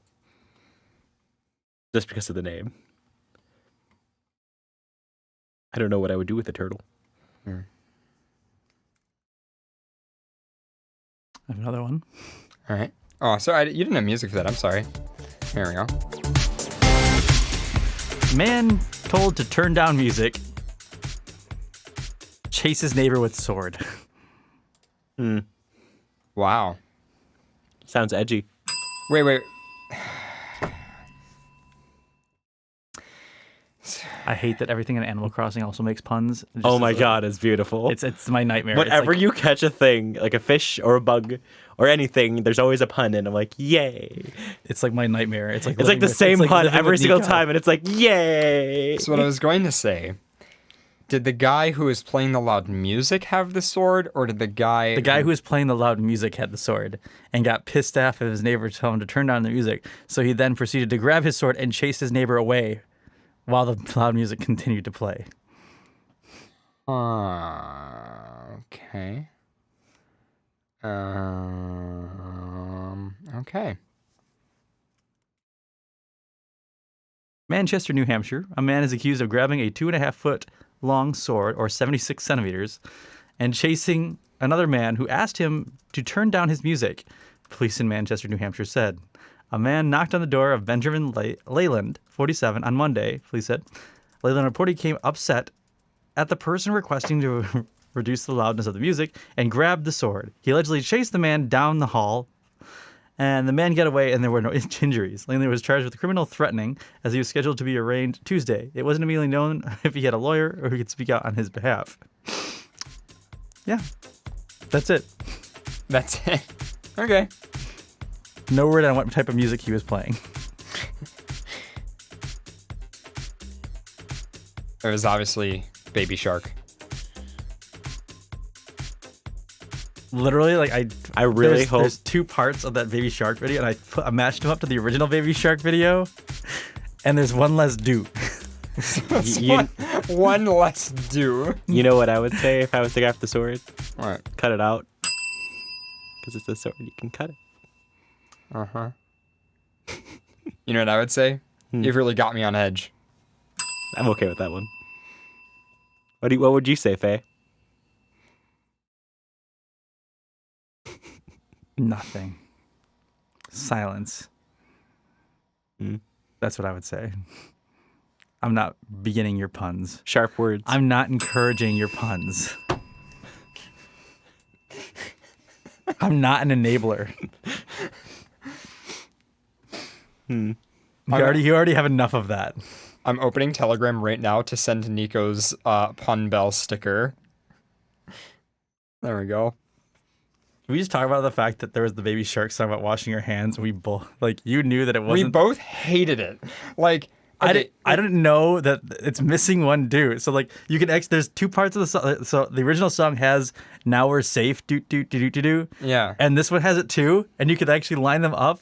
And this one is off because there's like a spacer do missing. Yeah, so you guys know how it's Baby Shark do do do do. Okay, this one about washing your hands goes Baby Shark do do do do do. And I'm like, that's not Baby Shark. It's such a first world problem. You fucked it up, but it's not the same song. It's such a... They fucked it up, and it's not even that hard to fuck up. It's such a first world problem. Like, my Baby Shark song doesn't have enough do's. Here, wait. I think the reason we stopped with those sword puns, Nico, is because the jokes were becoming a bit dull. I'm okay with that. Shout out to Ziggy in chat for that one. Walking on Razor's Edge. I think it's a late one. Yeah. Now we're gonna be in piercing silence. I'm gonna just. It's dwindling down. Well, it's piercing silence, so there's no. I get it. Yeah. There's no ding. So wait here, because I want to talk about this. Faye, Wolverine in chat says hi. Hello. They were messaging me about studio stuff, and they just said, when possible, tell Faye hi. So there you go, hi. Is it possible? I put it in here. And literally, it's right towards the end of the I swear to God, if we get a fucking copyright, I'm opening it. You're gonna get a copyright strike. I'm opening it, but I just want to let everybody know, if we get a fucking content ID for this, I'm gonna... You're getting you're gonna get a content. This is the original, but then open the other one. Okay, open the which other one? The one on top of that. One on top of that. Okay. So that's the problem. This is the problem child. Okay. Hey, were you the problem child? The sharks are so happy, and it bothers me. Okay. So now just fast forward. You're gonna get a content. Yeah. Don't play more than 10 seconds in a row. Okay, so no, go towards the end because there's a part that they match up. So it's now you're safe. It's like right where the hands are right now. Where is it? Once you start playing, I will time you, so make sure that we don't get 10 seconds. Okay, a little further. A little further. It'll say now we're safe. If it's 7 seconds, I will make sure. Okay, the safe at last. We will there get 5 seconds. So right of before this. this. Okay. So now go on the other one. Set the timer. Make sure it's only gonna be 5 seconds. So we're gonna play. Just in case. The. No, go keep going. No, keep going further. Right. Keep going further. God, I don't.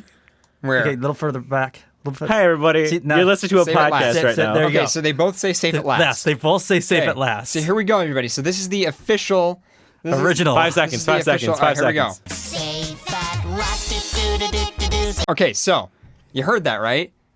Let's play it one more time, just to play it. Safe at last. Okay, so that's the official. Now here's the remake. Safe at last.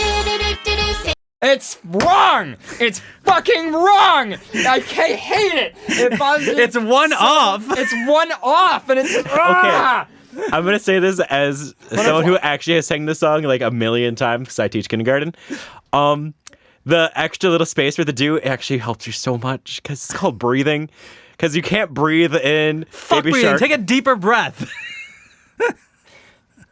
If you're not suffocating, it's not Baby Shark. And my heart. I'm gonna play one more time. Safe at last. It's wrong. I didn't realize until I started playing both because you were like, "There's something off about that. It's not right." And I was like, "Oh," but we were listening to just the song at first, and I was like, "It's about washing your hands underwater like a fucking SpongeBob thing." Anyway, and they have a blow dryer underwater, which I don't know how that fucking works, but okay. Show title. pisses me off. Do. You play the original, Or just one last. do. I just need one more do. That's right. I need to feel a little bit better. So here we go. Safe at last. Safe at last. All right, good. Just needed a little bit of. Okay. So disappointed. This bothered me in the beginning of the show. It didn't bother me. Like, I was like, huh, that's different. This actually upset me. I noticed it right away. I'm like, huh, that's different. Okay. How do you find it's just one off? Like, it's not even that hard of a song to replicate. Maybe they didn't want it to be exactly the same. Imagine if I did Mary Had a Little Lamb. I'm not worried about that. Because they changed the words, too. So, I mean... But they didn't. It was Not safe that at part. last, not that part. Okay. Like, Well, get enough disdain for that song like I do, and then you can care if like a little part changes. The missing do. Show title. The missing do. D-O-O. I just hate that song. I'm not even like, I'm judging you guys, but I'm not judging you as much as I judge that song. Nirok says that's now the most of Baby Shark I've heard. You're lucky. I've heard it all. What's the other one? That there's a duck that went, the dick duck. The one that's an asshole. He goes to like the lemonade stand. Lemonade stand. And a lemonade duck. Bum, bum, bum. Got any grapes? That isn't a kid song. That's just a song. It's really fun. Sounds terrible. I hated it. Oh, you have to. If you've never heard this, I'm going to show it to you. All right. It's painful. You can just play a little bit of it. I don't think that one's going to get Another show continuity. title: Do Lack or Lack of Do. Lack of do. Lack of Do. Look up just the duck song on And YouTube. it's like lackadoo. Lackadoo. Sure, lackadoo. Lackadoo. Lackadoo. Just look up the duck song. Do I have to? Right Yes. Now? Not you have to listen to all of it. It's a very long song, and It's like a 10-minute long song of a duck being a dasshole. a dasshole. An asshole. An asshole. A duck asshole. A dasshole. Grapes. The man said, no, we just sell lemonade, but it's cold and it's fresh and it's all homemade. Can I get you a glass? The duck said, I'll pass. Then he waddled away, waddle, till the very next day. Bum, bum, bum, bum, ba-da-dum. When the duck walked up to the lemonade stand, and he said to the man running the stand, hey, bum, bum, bum, got any grapes? And it does that so many times. He just keeps asking for grapes, and he's like, no, it's all lemonade. And the end of the song, guess what happens? What? He's like, I went to the store and I bought you grapes. Well, you know what? I could go for a glass of lemonade. I hate that duck. I love that song. This is why Duck Hunt exists. Because of this duck. And it's like a 3-part. Like Jesus Christ! 422 million views. It was popular. What? It was so popular. That's how I didn't understand why you didn't have seen it. It's beautiful. Waddle waddle. Till the very next day. Waddle waddle. Bum, bum, ba-da-dum. When life gives you lemons, ask for grapes. Oh, I love that song. That song makes me happy. That song does not make me happy. It gives me like anxiety. It just makes me happy because I'm just like, yeah. One of the top comments in the YouTube video says, "This will be 11 years old in a couple days." Woo! I'm so happy. What the fuck? Got any grapes? Waddle waddle. To the very next day. Let's be honest. The YouTube algorithm didn't recommend this. You searched it yourself. Yes. Oh my god. It's beautiful. Can I just? Why are all the comments on like viral videos like really intelligent and intellectual, and then comments on like regular like, you know, software tutorials will just be like the most asinine comments? Because people try for those comments because it's going to be up there for a while. Waddle. The very next. I hope you know I have a sticker of that. Not a sticker, a GIF of, and he waddled away, and he waddled away. Because whenever like I'm in a conversation that like I'm just done with, it's like the duck just walks away. It's beautiful. Got another article.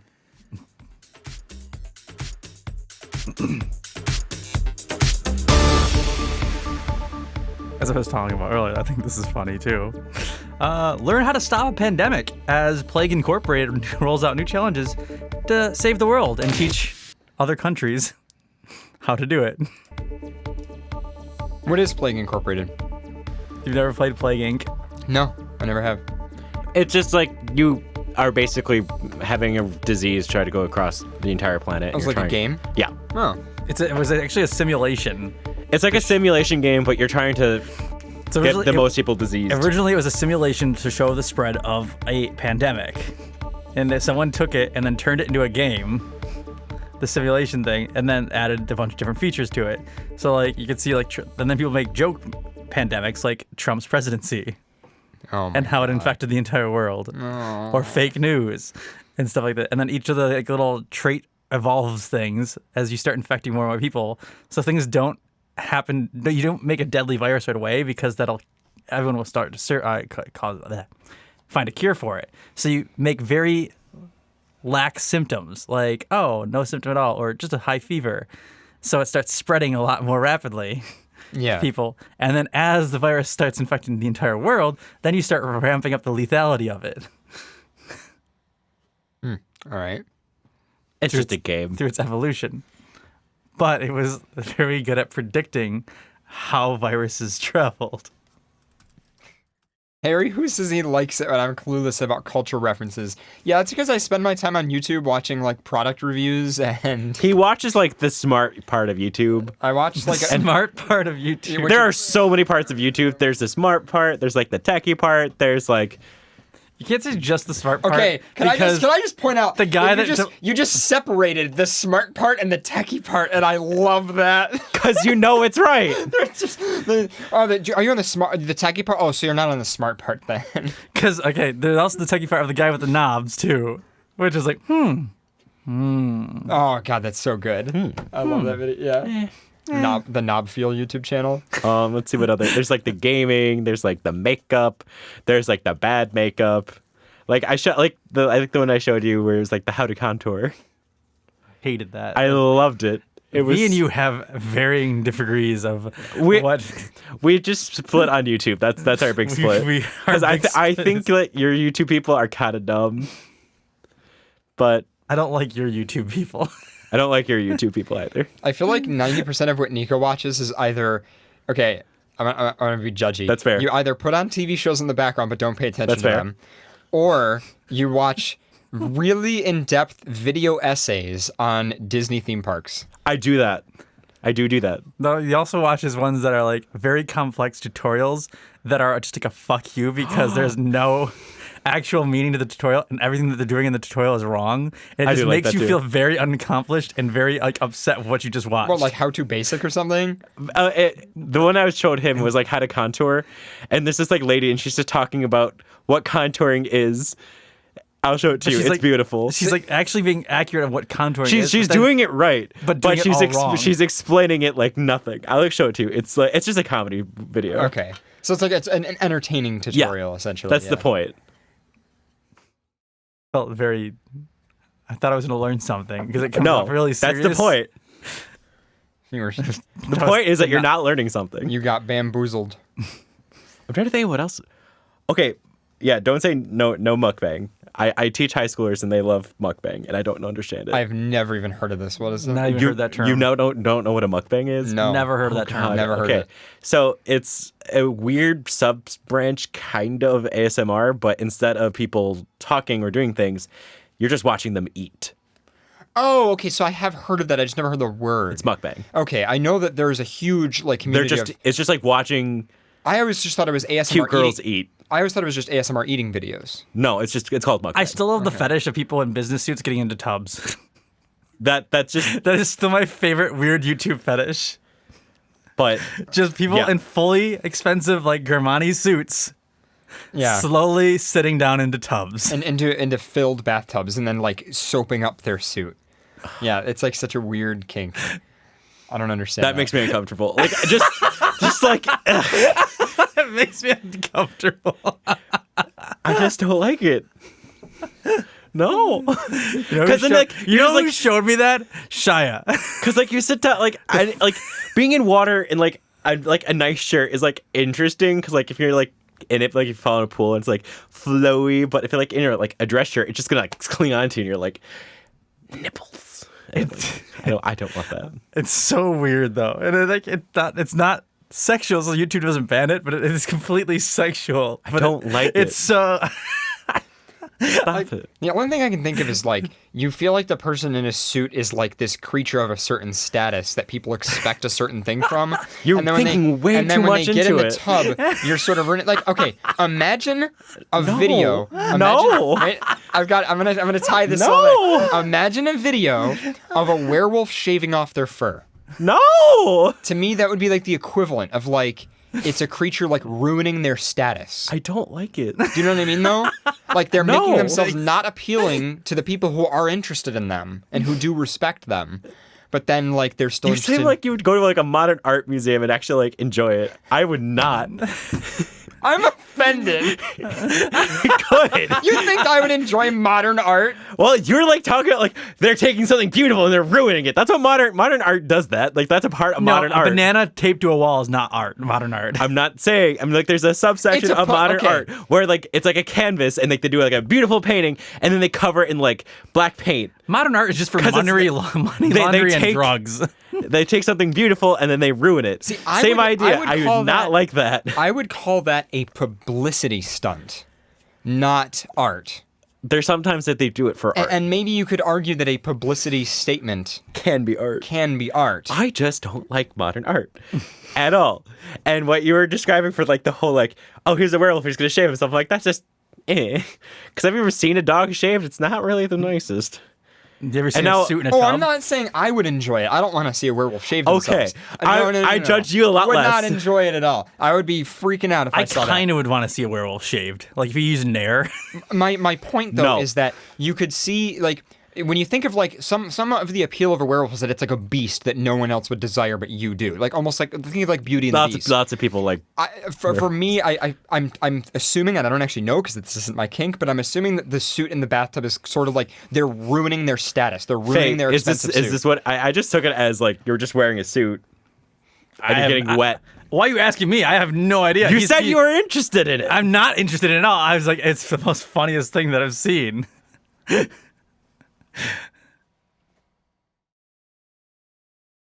I just can't wait to wear a high-class $10,000 business suit and just sit into a tub. We encourage you guys to look this up, by the way. If you just look. I don't. This does not have the Nico brand of approval. Look it up. No. Search. There's lots. There's like tons I believe you. of videos on YouTube about it. I'm good. Oh, don't look it up. Paradox. Just to give you. Stop it. Yeah. Just stop it. And they're like slightly ASMR too. I love the dress shoes. But yeah, it's just how they go into the tub with shoes and everything. Yeah, with shoes and everything. Like fully.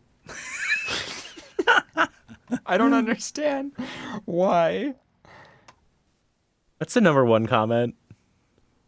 Let's see. Let's look. Hot. I don't normally like suits, but that was hot. You look hot wet. Ew. Ew.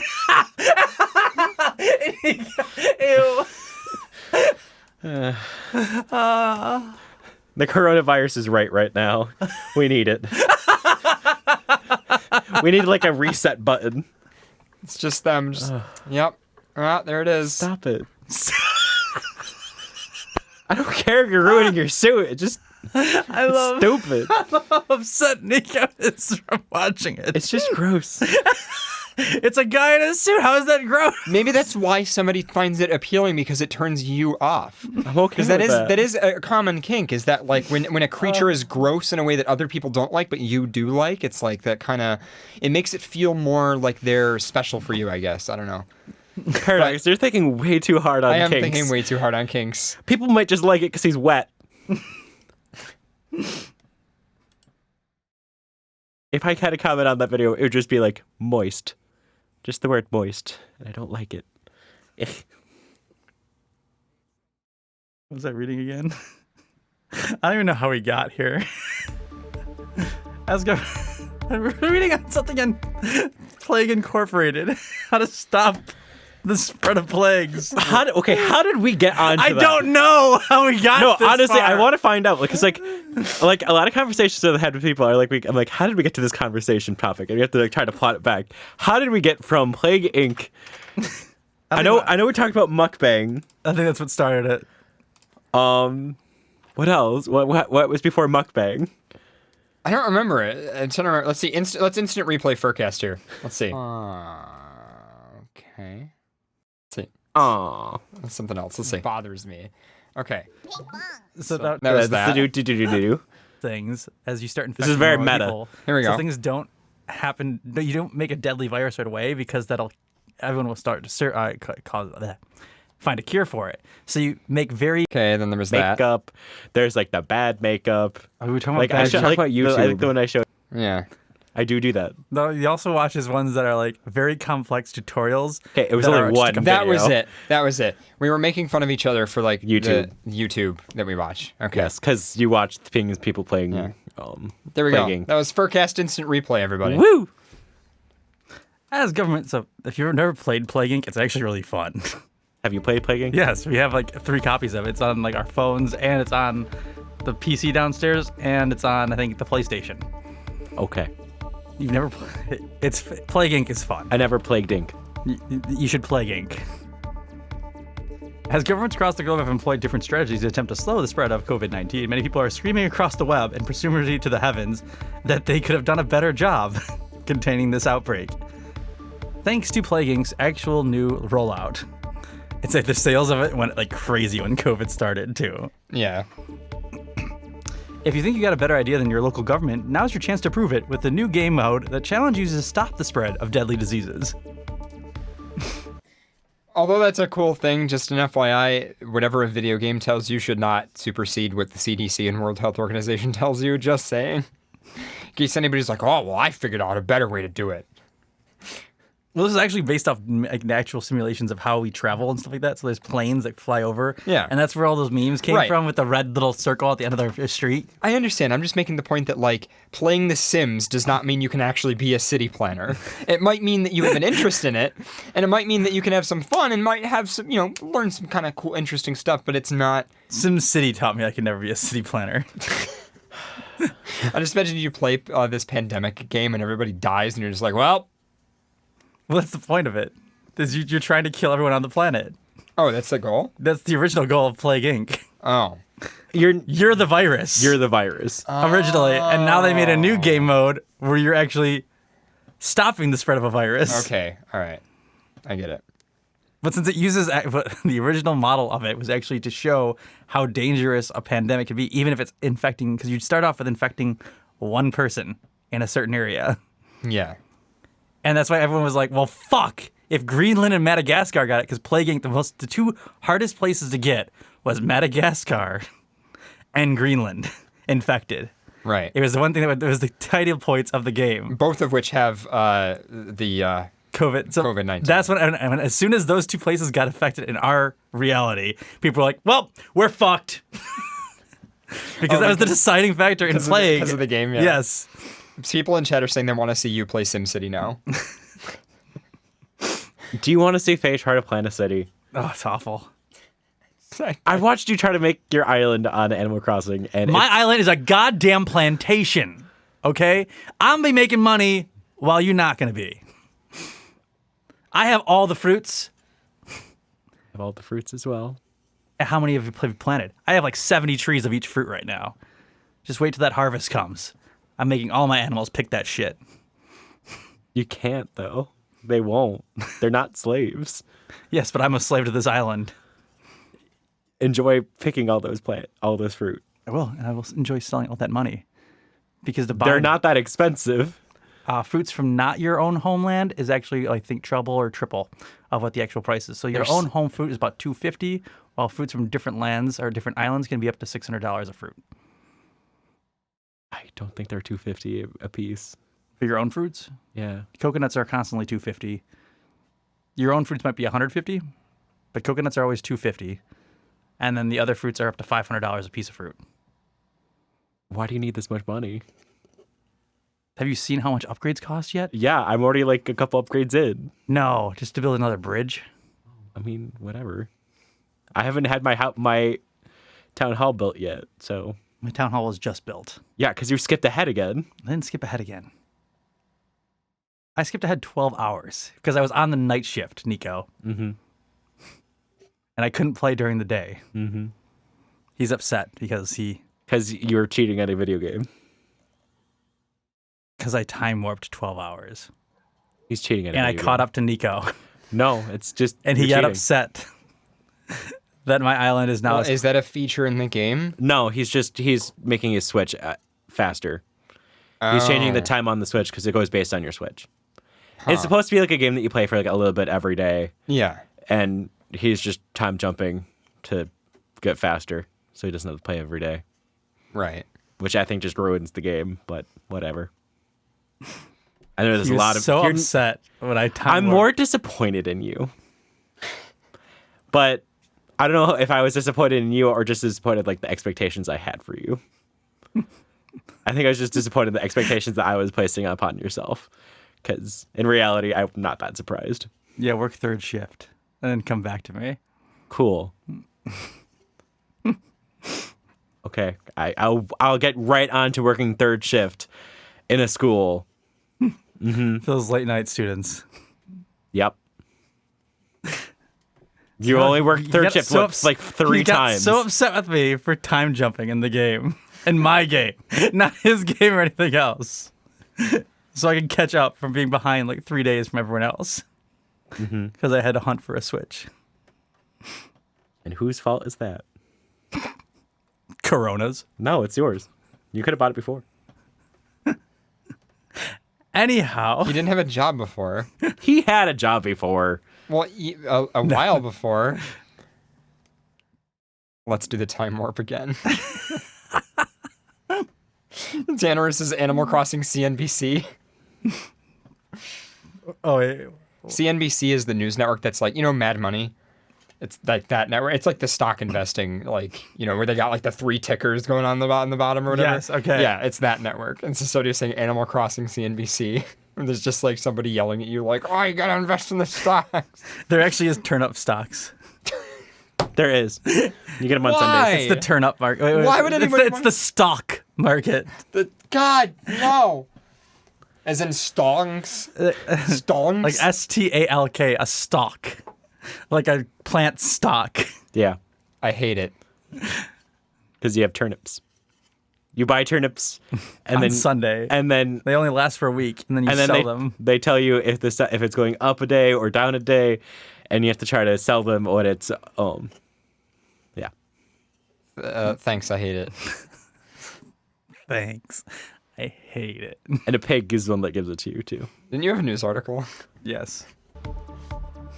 About how you're a cheater. Guess what? I have more fruit than you. Cool. Guess what? My island looks nicer than yours. Well, until I make all the money, then my island will look nicer because I'll have the money to make my island nicer. If you say so. Yeah, wait till you see how much it costs to build a bridge or move a house. My mind was blown. I'll repeat if you say so. If you thought the second tier of a house was expensive. I paid off my second tier. I'm about to pay off my third tier because of all the money that I'm just saving up today because I can't spend it on anything. I don't buy things. Oh, you will. All that money you saved is worth nothing. You're worth nothing. Wow.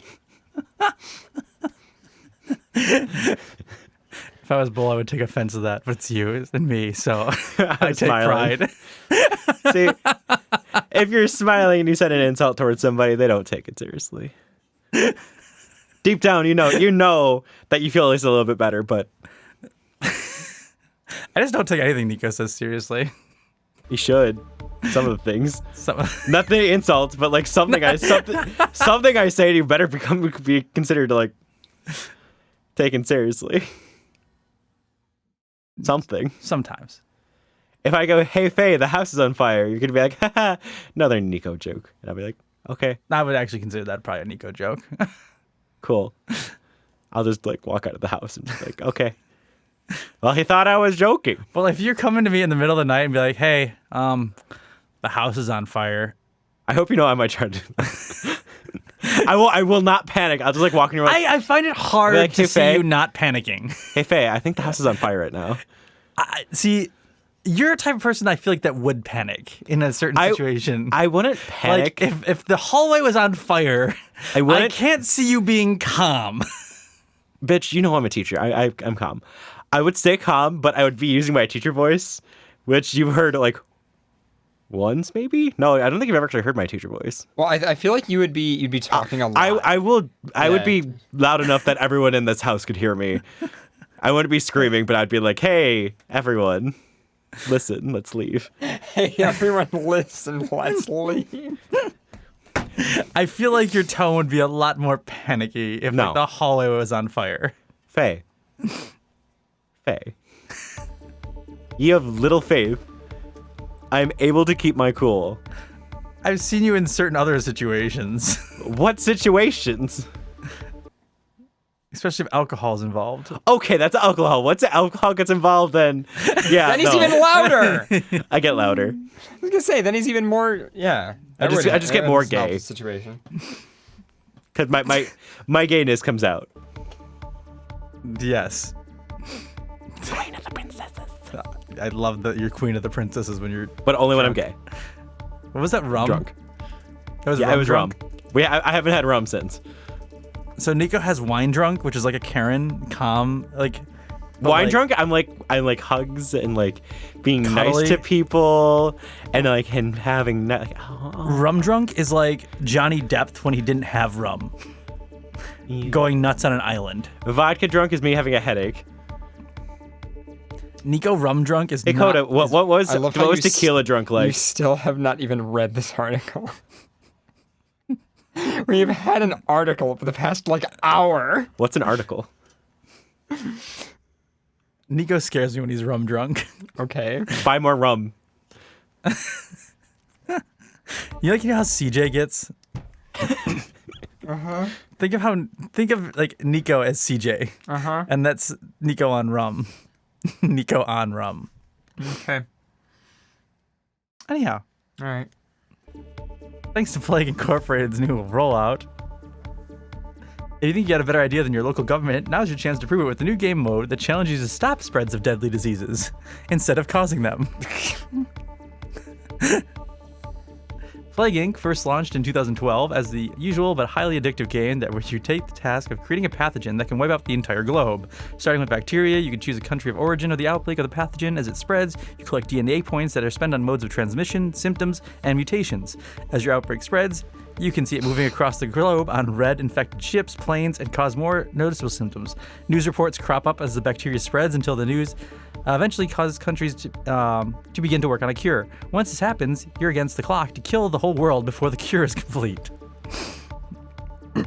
Wow. The game has even included a fake news update where you can craft fake news stories and confuse those trying to make a cure, highlighting why it is important to not pay attention to crackpot theories you find on the internet. The game was a novelty insight into pathogen spreading and socio-political content it was born into. But understandably, when you're living in a real-life pandemic and the prospects of mapping out how pathogens can actually kill the entire world isn't the most uplifting pastime. And considering this, Plague Inc. has announced a new version of the gameplay where the users will be challenged to save the world from the existing outbreak. I love that they just created this new game mode. This makes me so happy. Have you played it? Not this new game mode. Yeah. I've killed the world so many times. Sounds like it might be fun. I don't know. It sounds too positive for him, though. Stop the spread of disease. That's too positive for me. Wow, Nico. Am I wrong? Yes. Really? Yes. So you're saying just because I called you out on it tonight, you're going to go on to Plague Inc. and you're going to try to save the world? No. See? Too positive. It's not because it's too positive. I'm ruining the joke, but it's not because it's too positive. It's because he's got other shit to do. What other shit? I gotta harvest my fruit. Did they grow yet? Yes. Really? Yes. Okay, go ahead and you can harvest your fruit. You know how long that'll take with your 76 fruits? Fir tree. I hope you know that the store's already closed. Past 10. Yeah, but you can put it in the Dropbox. Yeah, but then they take 10% off for processing. This sounds like a very frustrating game. Nico makes it frustrating because he judges my island. I judge everyone. You should know that by now. The only thing I don't judge on your island is Snooki. Which I'm so glad that she's going to your freaking island. She's not coming to my island. Oh, she is. No, she's not. 8 years ago, I never imagined the real world would come to resemble a game of Plague Incorporated, or that so many players would be using Plague Inc. to help them get through the actual pandemic, said James Vaughan, creator of Plague Incorporated, in a statement that also announced the company will be donating $250,000 to the Coalition of the Epidemic Preparedness Innovations, CEPI, and the World Health Organization's COVID-19 Solidarity Response Fund. When arranging our donations with the WHO and CEPI, we were repeatedly asked if we could make a game that let the players work to stop an outbreak. Therefore, as well as providing financial support, we are accelerating the work on a new Plague Incorporated game which allows players to save the world from a deadly disease outbreak instead of being the cause of one. Plague Incorporated reported that they are rapidly working to complete the new game mode, which will be free for all players during the real-life pandemic, providing a topical form of entertainment while we wait out the crisis. Find out how other people are self-surviving the isolation and get some pro tips from sane astronauts. Very nice.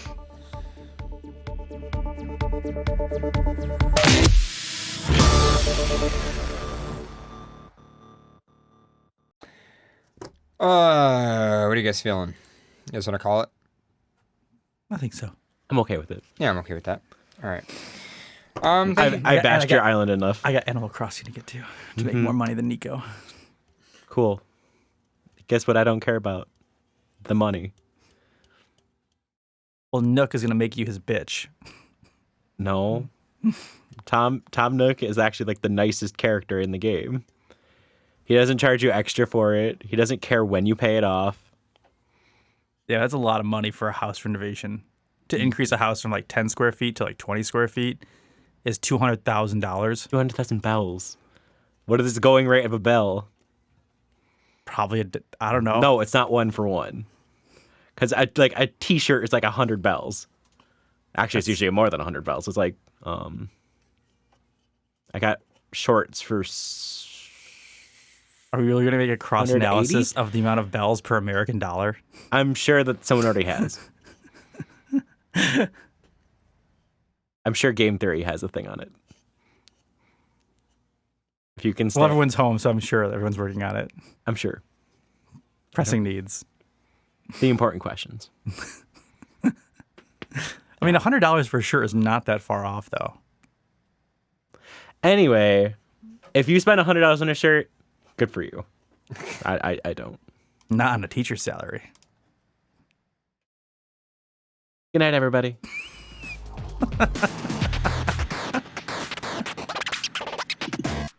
Anyway, thank you guys for tuning in. Thank you to all of our supporters. Thank you to our patrons and all of my friends who put up with my bullshit in the back end. And also, are we here next week? I would assume we're here next week because we don't have that con to go to, you know. Yeah, guys, all the cons are obviously going on. You're missing out if you're not going to all these There's that cons. fur meets and like. Oh man, all that bowling. Yeah, all that bowling. I mean, we could go to a restaurant. I mean, there's a lot of stuff. Bluegrass did a funny joke. He's like, "Oh, where are you guys gonna go after the show?" And I'm like, "The kitchen," because we can't go anywhere. Yeah, pretty much. He's like, "Oh." But yes, thank you to everybody who tunes in and joins. I hope we can provide some entertainment while you're on lockdown, or if you do have to go to work while you're. Can you put Dad back on? What? So you can put Dad back on? If he's still on. Oh, he's not on. Oh, he's not He was on. only on for an hour. Yeah, the hour's up. It's a good setup, though. But anyway, yeah, thank you to everybody for joining. We should be here next week. Thank you to Arconomy for joining us. Thank you to Sophos for joining us. And thank you to Bull as well for calling in to let us know that he is dead. And that's pretty much it. We'll see you soon. And post-show listeners, stay tuned. Patrons and live audience. Good night.